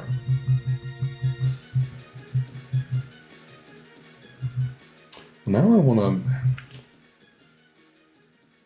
How did I get? How did I do that? I'm blanking super hard. Does someone show you how to see Cresselia in Platinum?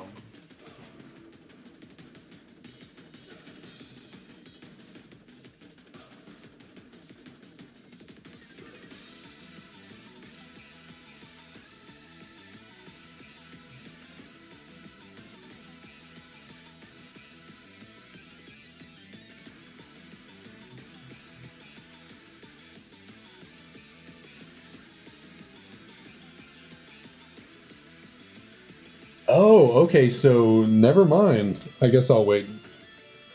I'll wait till Omar gets back to. Well, I'll say it now. You can't get Cresselia until after you have the national dex. At least that's what Google is telling me right now. I was sitting there, I was like, I feel like I'm crazy, but I definitely did not see Cresselia, and I was still able to get the national dex. You have to get the national dex in order to trigger the event to get Cresselia. Interesting.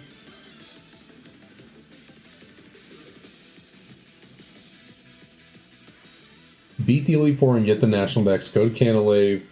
House in the bottom left next to the boat. A little boy and sick. Locked in Nightmare. Huh. Yeah, I was like, I feel... not crazy. I didn't feel like I'd actually seen Cresselia to get the national dex, and I guess I was correct in believing that.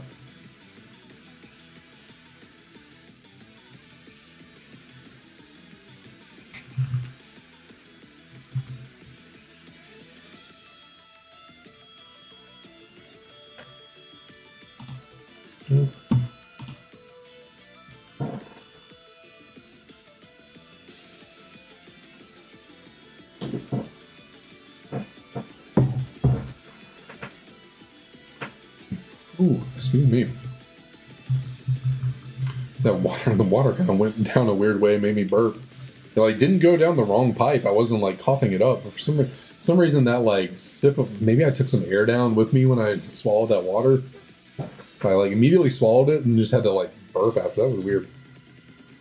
And I know that's probably TMI. No one probably cares, but it's just a bit strange.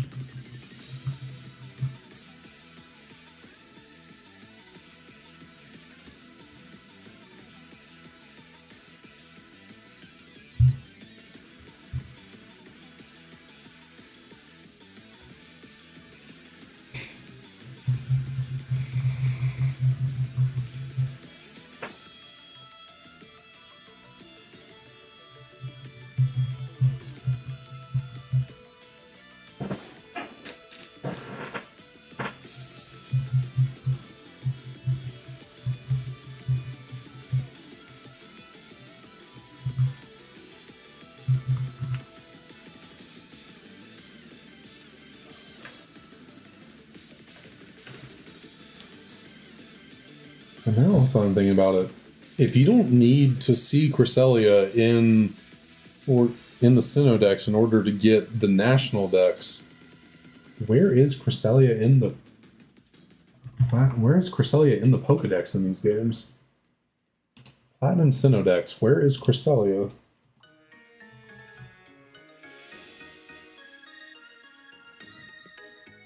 Cresselia is not in the Pokedex? What? Like, I looked up the Platinum Pokedex, it brought me to Pokemon Database. I look up Cresselia, nothing appears.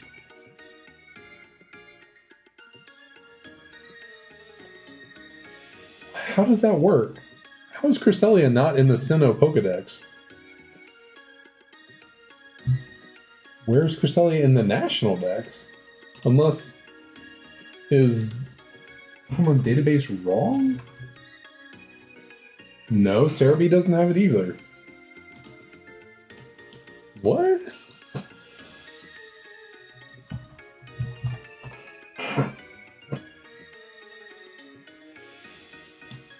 Where is Cresselia in the national dex?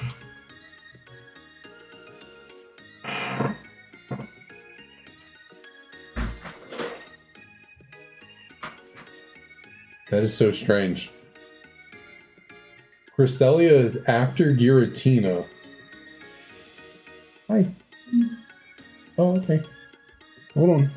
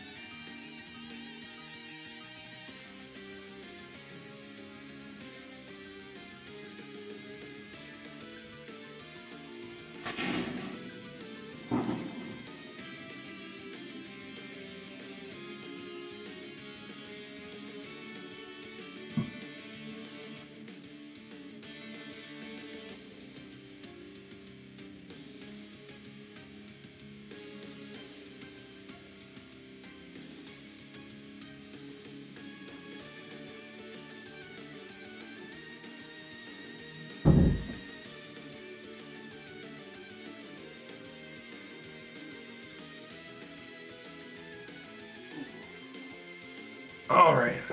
Sorry for the abrupt exit. I have returned. But yeah, it's really strange. I didn't think Cresselia was a mythical Pokemon. I don't believe it is. I don't think it's. No, it's always been VGC legal, which means it's not a mythical, but it's like at the very end of the Pokedex, kind of with all the mythicals though. Like it's after Giratina, which is technically the end of the Platinum Dex. But then there's Cresselia, then Fione, then Manaphy, Darkrai, Shaman, Arceus. That's interesting. So it's not a mythical, but you don't need it to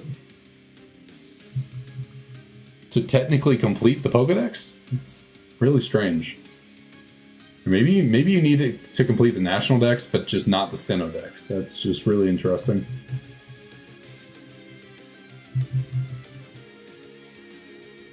Yeah, that really does explain why I just remember being really confused. Like, why don't I have to see Cresselia to get the National Dex? I just really kicked my dust there. Good lord. Come on, stupid chair.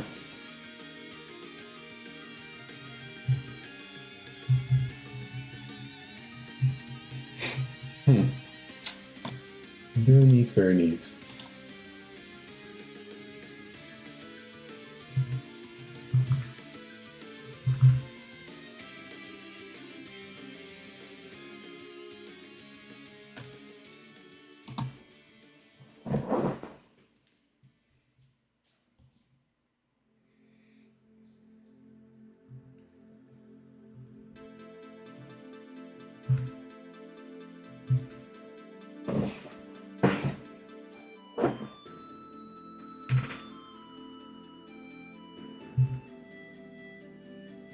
I can just... I think I'm just gonna have to deal with it for the rest of the stream. I'm not gonna get up.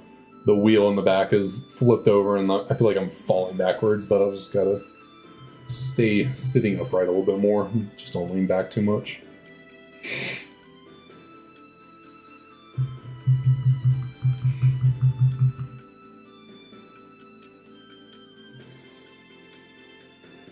Alright, Tepig, we are about to hit 4,400 encounters. I need a little something here. I need a little something to... I don't know what I need to do. I don't know. Just please be shiny. That's all I gotta say, please.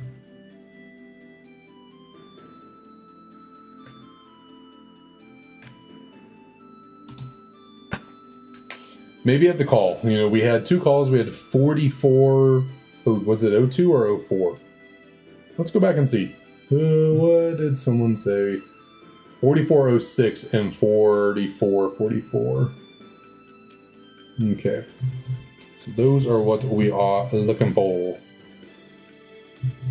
So you gotta remember though. Gotta remember. I already forgot what the one was. I have to go back and look. Oh, it was 4402.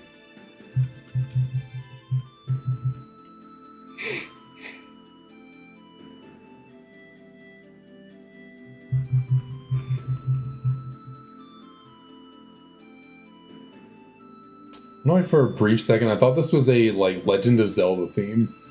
I was hearing it play in the kind of the background. I was like, did I put a Zelda theme in the playlist? I thought I had it all Pokemon. It's Mystery Dungeon.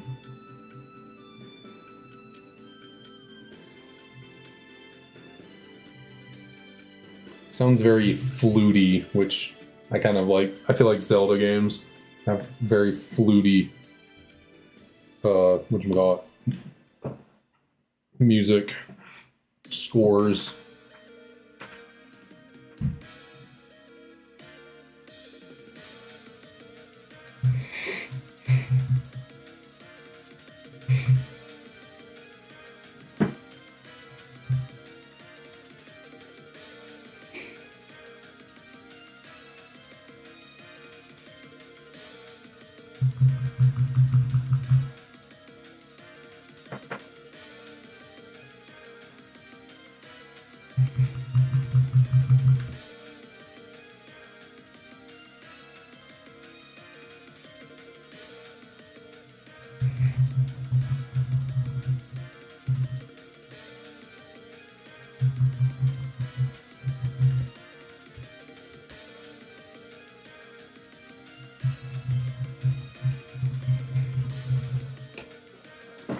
Something is just bothering me back.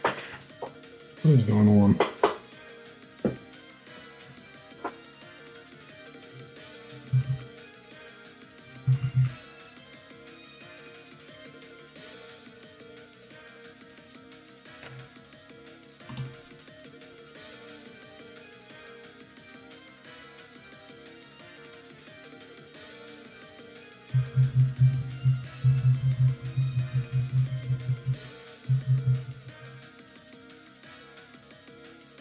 Oh, what just happened there? Your ears, anyone else's ears just randomly do like weird things? Like, oh, this like eardrum over here just like randomly like, I don't even know what happened. It just like randomly started making this like little white noise or like, I don't even know how to describe it, just really strange. It wasn't like a whistle, you know, random. Sometimes that happens. I get a random like whistle in my ear. It wasn't like that. It was just like, I don't even know how to describe it. I just felt like I randomly started hearing things in a weird way for like a brief second.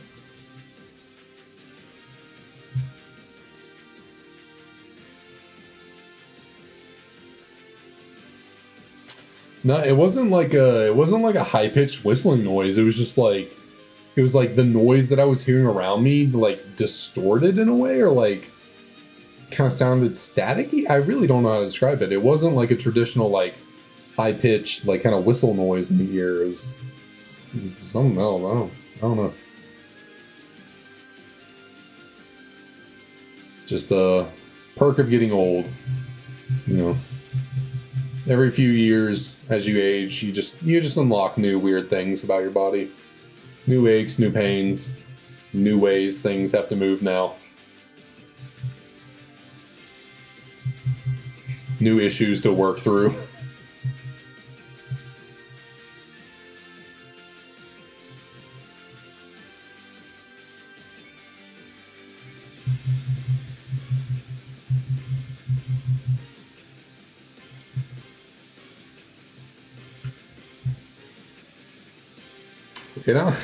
It honestly is kind of a testament to the fact that, like, long time ago, humans did not live nearly as long as we live now.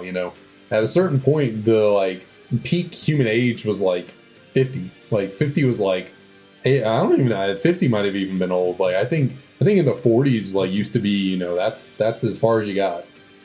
So it kind of makes sense that even now, all these years later, like. No, the closer you get to that age, the more it kind of feels like you just start going downhill. Like, I swear, between 23 and 28, like, at 23, I felt incredible. Just like, everything was great, nothing was the matter, and then 5 years later, it's like, man, what happened? What happened? Everything hurts now. Is it the office job? Is that, sitting at a desk 40 hours a week? Is that what did it to me for 5 years? Or what's going on here? Shoot, while we were at Disney World last week, we went to Epcot and they have all the food, eat around the world. It was like a food and wine festival. During college, 5 years and beyond ago for me, I could have eaten at every single place. I could have gotten a giant meal, a drink. That would have been great the whole day. Never felt just an ounce of issue from anything. Now I'm over here like, I ate fish and chips in frickin' England. I'm not going to eat again for another 2 hours. Or else I'm going to feel horrific. I had to wait to eat. What did I get next? I think I got a gyro in the Greece area, like a pita wrap with a gyro, or like a lamb, whatever. Lamb, gyro, and pita bread. I got that like an hour and a half later. I ate that, and I was like, I ate too fast, ate too soon. It's just like, how do I go from like just nonstop devouring like everything in front of me with no issues, and now I'm like eat a little bit too much of the wrong thing and I just gonna keel over.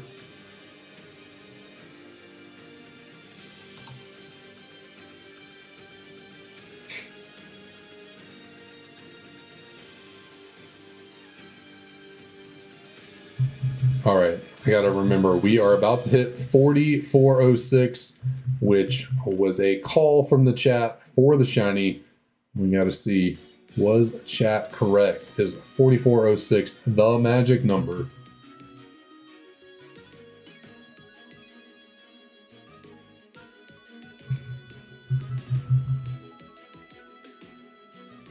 First, we gotta grab the Tepigs.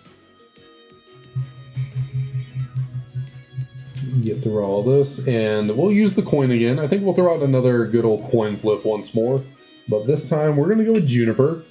I'm not going to go with Victini. Get you nice and clean. Not that it really matters, but do it anyways. And we'll say white 2 is heads with Juniper, black 2 is tails. Oh, that was another good flip. Okay, so we got heads. That is our Japanese copy of White 2, so that means we will check out Black 2 first. Is this a shiny? It's not, but that is a-okay because over here on our copy of Japanese White 2, it's a female. Now would be the time. I have said since the very beginning that the shiny is going to come on a Japanese game and it's going to be female. So it's encounter 4406, the winning number. It was not. It was not. Yeah, I need these moments to happen. Like I need these moments to happen. Like, like how good of a clip would that be? How good of a clip would that be if it actually worked out? Where that was the shiny.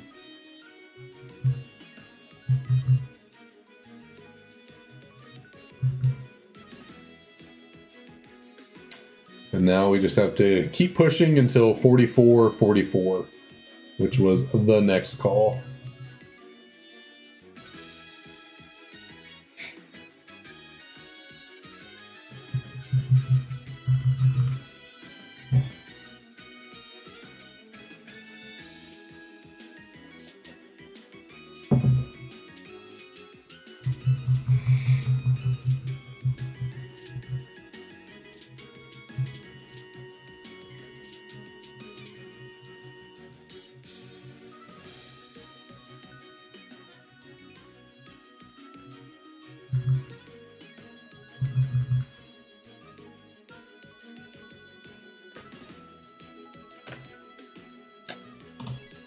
Once again, not it. I really am sad that this DS like doesn't work anymore with the left bumper trigger. Like I can't do soft resets on it. It's like this is the DS I've had for over a decade now. Not my childhood DS, unfortunately. Did get rid of that, but got this during high school, and I just don't understand it. Like, it sounds like the left button's clicking, and yet, in order for me to like get this thing to reset, I gotta press this left button really friggin' hard.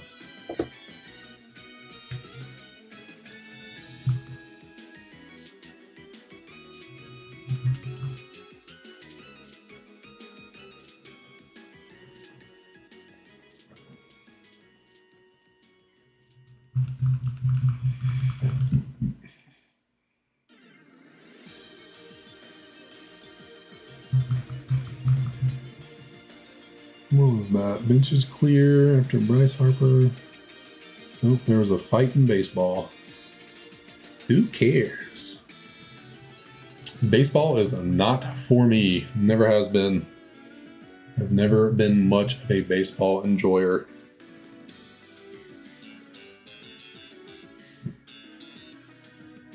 Football's always been number one, and then there was a time where I enjoyed basketball more than I do now. Like, I'll still watch the NBA Finals, but that's about it. Like, I'm not watching any of the other playoff series, or definitely not watching any regular season games. I guess I watch March Madness as well, but yeah, really don't watch regular season college basketball either.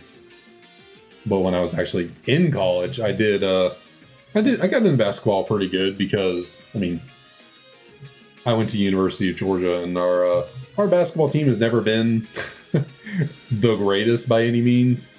In fact, I think probably the last time we made the tournament was my freshman year of of college, which was a decade ago. Like I started college like a month, like around this time 10 years ago. Yeah, I think that season was the last time we made the NCAA tournament. And we lost in the first round. But we were fairly solid my freshman year, and we were decent enough throughout the rest of my time there at school. We never made the tournament again, but like we weren't bad. Like we won most of the games we went to at home. But they were generally against lesser. Well, maybe we didn't win all of them.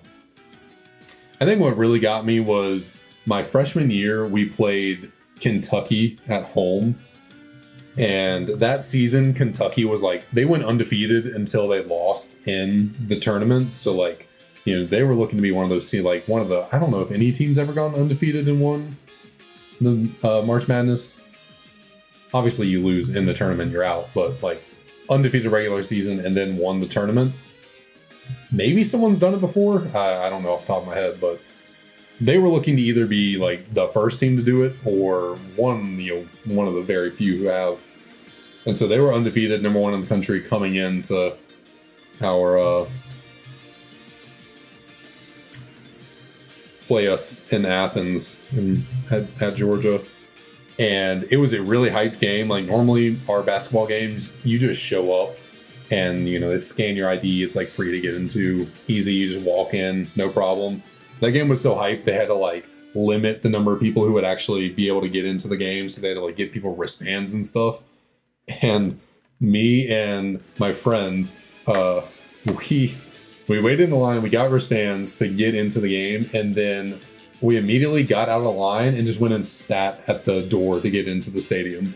And the security guards were like, "Oh, you go get wristbands over there." And we're like, "We know, we already got them. We're waiting for the game." We sat in line. Well, my one friend, he sat in line for 8 straight hours. He just sat there at the door. We wanted to be the first people in.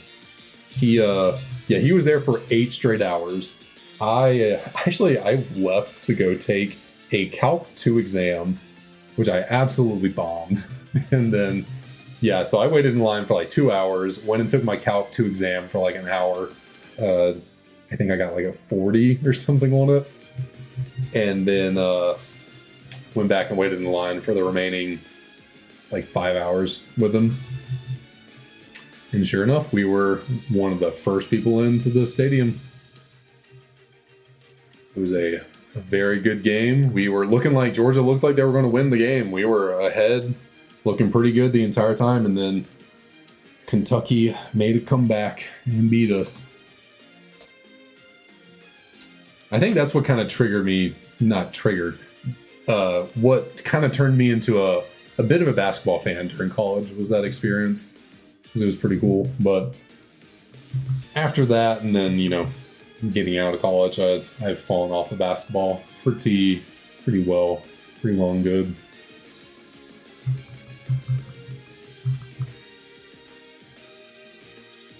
I was on TV during that game. The camera came over there by the student section because that's where I was as a student. I was in the student section. And me and my friend were on TV. Like they got like right up to us. We were like front and center on TV. We weren't like in the background. Like it was on us on TV.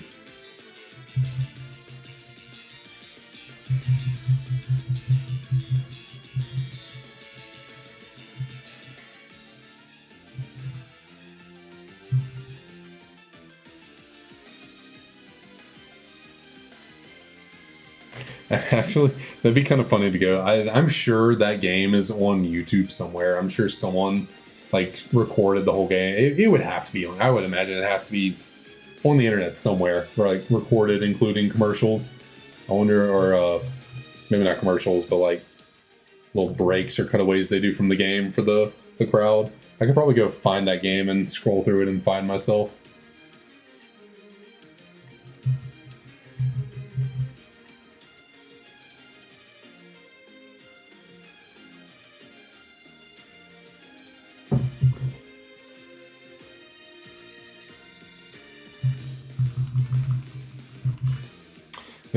And that actually reminds me, it wasn't like on TV on camera, but I'll say it was my junior year of college.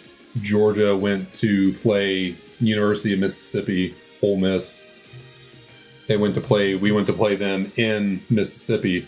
And one of my best friends from, I've known forever growing up, he went to Ole Miss. And so he asked if I wanted to go to the game. He got me a ticket.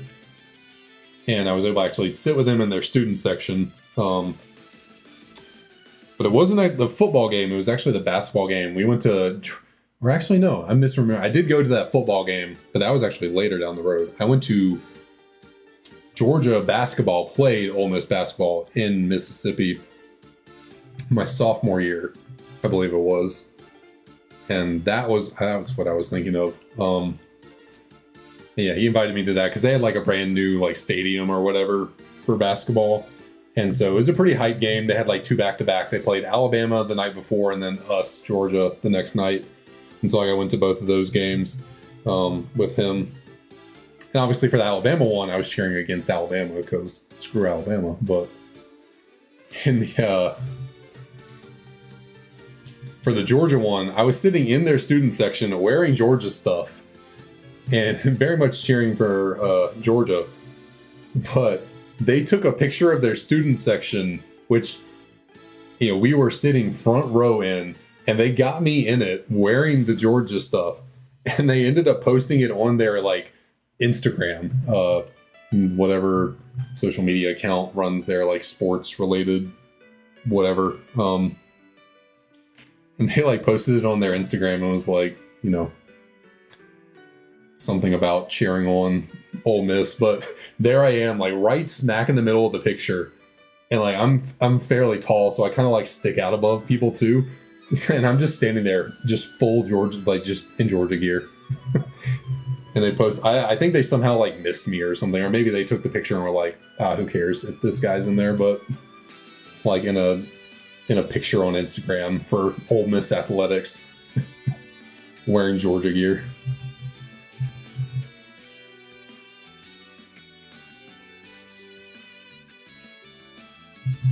Yeah, it was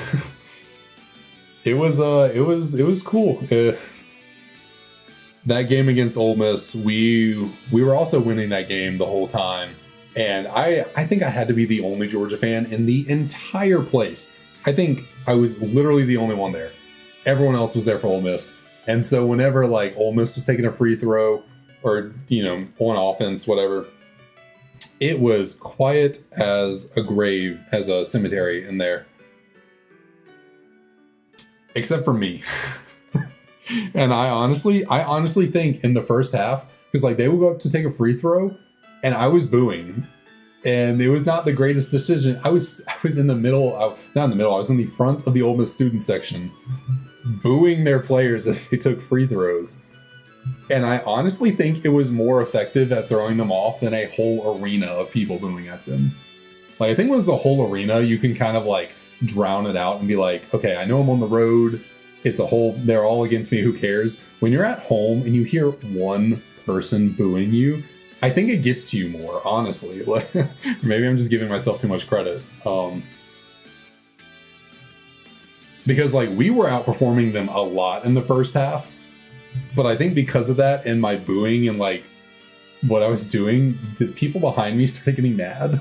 And so my friend was like, hey, you want to stop for the second half? I don't want you to get assaulted. He was like, I don't want them to jump you. I was like, okay, fine, I'll stop.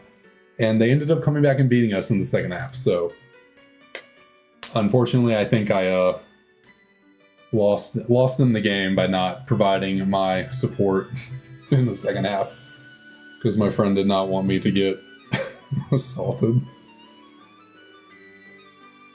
Which, I mean, to be fair, they were getting pretty mad. So honestly, if we had beat them, I might have actually gotten jumped. I don't know. Like they were not happy with me.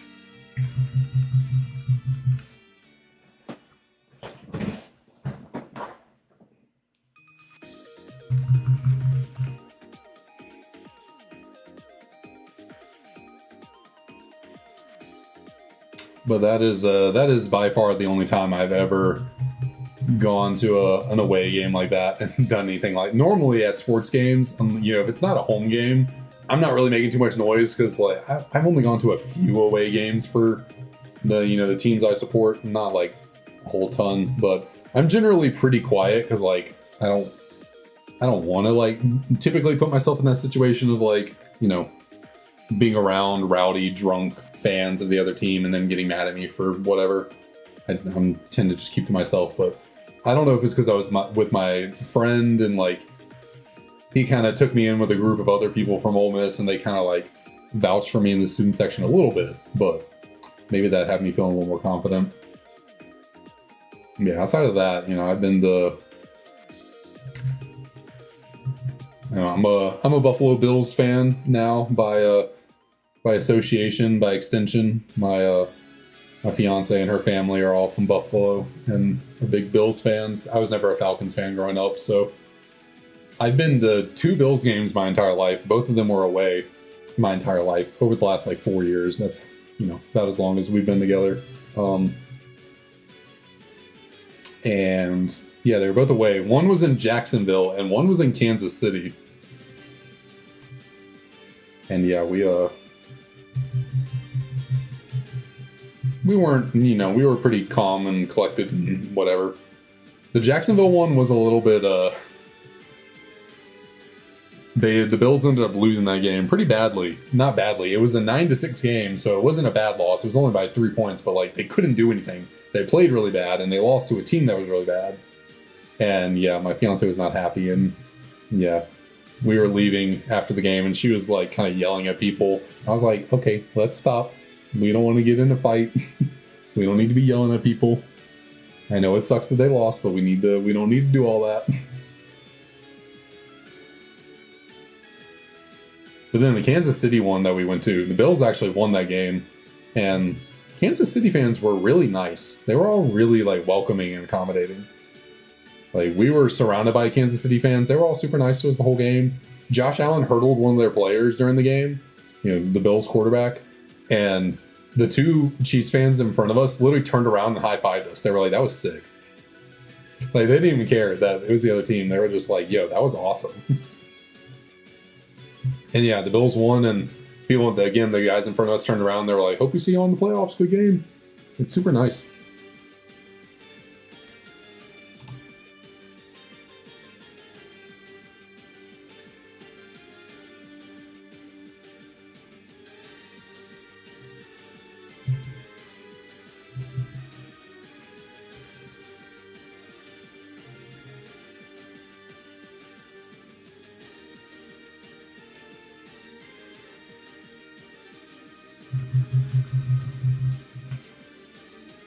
Certainly probably my best sporting viewing experience came my senior year of college. So Georgia made the college football playoff for the first time ever. It was our second year with our new coach, and we had a pretty good season going. And yeah, it depends on where you go. There's some sports fans who are Philadelphia. People in Philly are kind of known for being a little bit much when it comes to sports. There are certain places that are worse than others.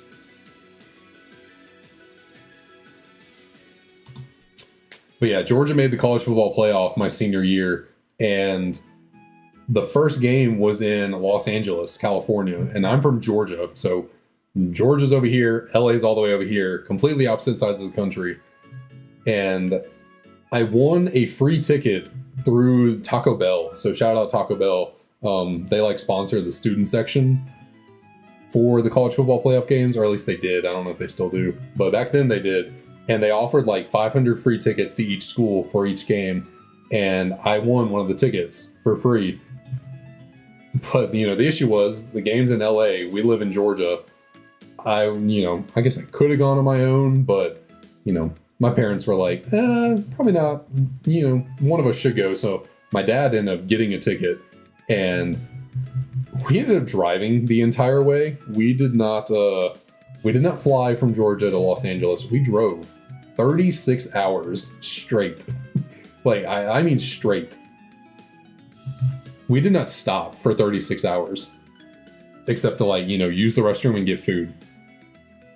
Because I had to be in LA on Sunday at a certain time in order to get my ticket. It wasn't digital. I had to get it physically in LA.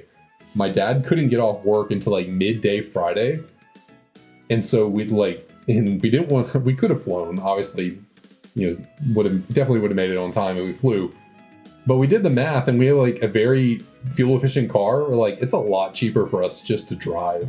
We'll save a lot of money on plane tickets. by just driving and paying for the gas. So we we got in the car around 2 p.m. on Friday and took off for LA and drove for like 36 hours. Just like we would switch off every like 3 to 4 hours, and then one of us would sleep in the passenger seat, one would drive, and just flip flop that for that whole time.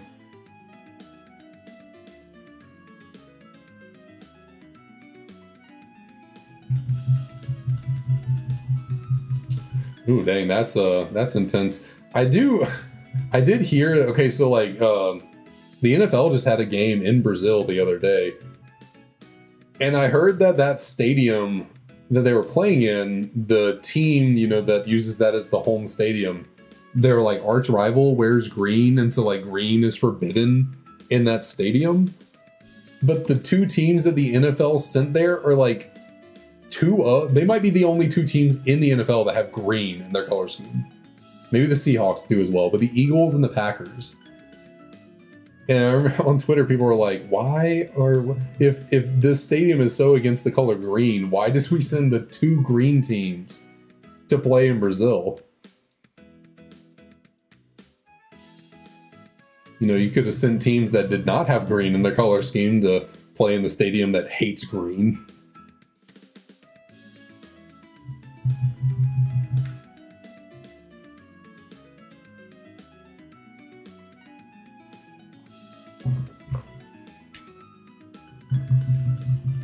But anyways, on top of driving 36 hours to watch that football game, it was an incredible football game. Like that game, it was between Georgia and Oklahoma.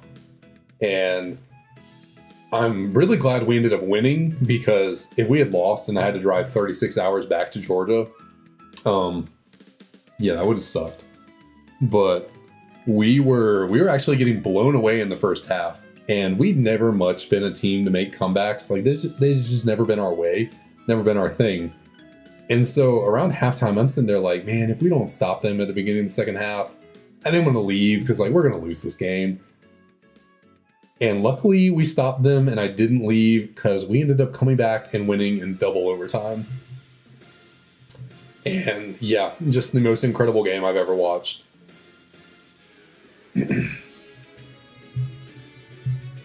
And like, I was sitting in the student section, which was right kind of down at field level almost, near one corner of the end zone.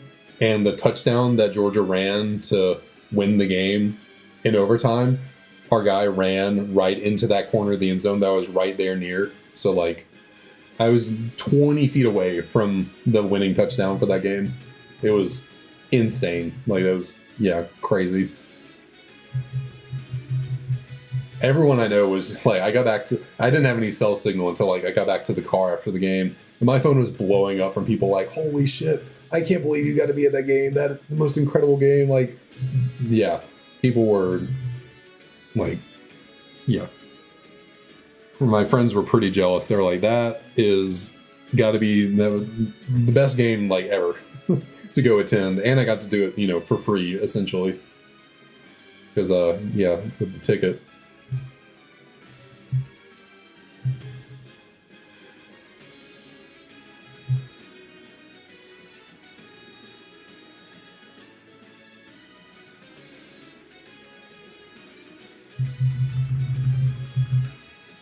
Unfortunately, we did follow up that game by losing in the national championship to Alabama. So, and I was also at that game. I went from 1 week before the like greatest football win I'd ever seen, all the way in LA, to a week later going to the national championship in Atlanta. It was literally, I went from having to drive 36 hours from Athens, Georgia to Los Angeles, to having to drive about 45 minutes from Athens to Atlanta, because the national championship was in Atlanta that year. I also won a ticket to that game. And we ultimately ended up losing. We lost that game in overtime. So that was a rough one. Because, man, and we were winning the whole game. It was like the opposite of what happened in the game before. We were winning the whole game, And then Alabama came back to beat us in overtime. And that one stung. That one stung. But we won back-to-back titles recently, so the sting of that has gone away a little bit.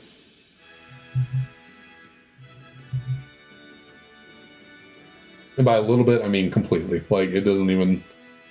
I occasionally do think about it, and I'm like, man, imagine if I'd been at that national championship when we won way back in 2018.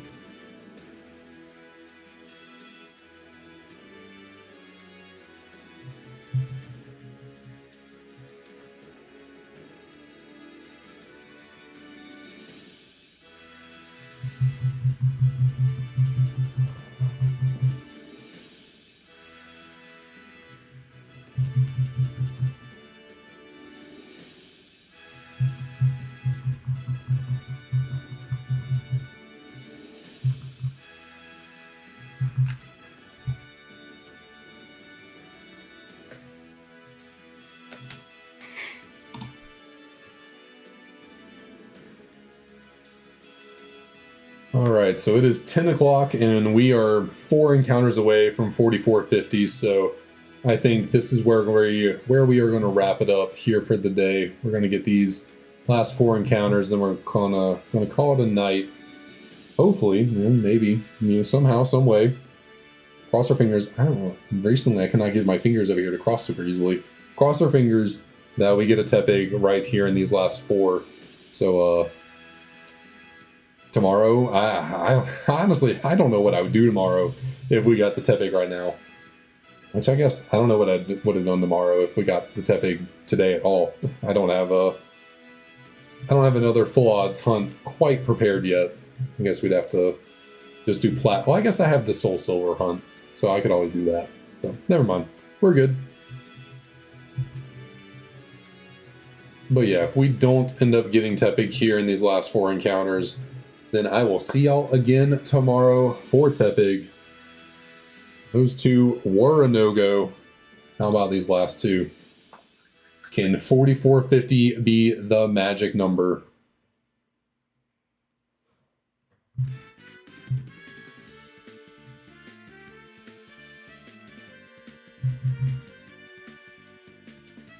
Come on now, little Tepig. Let's do it.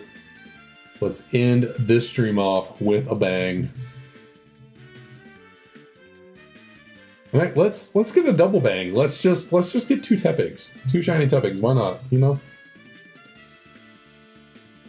Just break everything. Break my mind. Let's go crazy. Get 2 Tepigs here. That's a lot to ask for. One is all we need.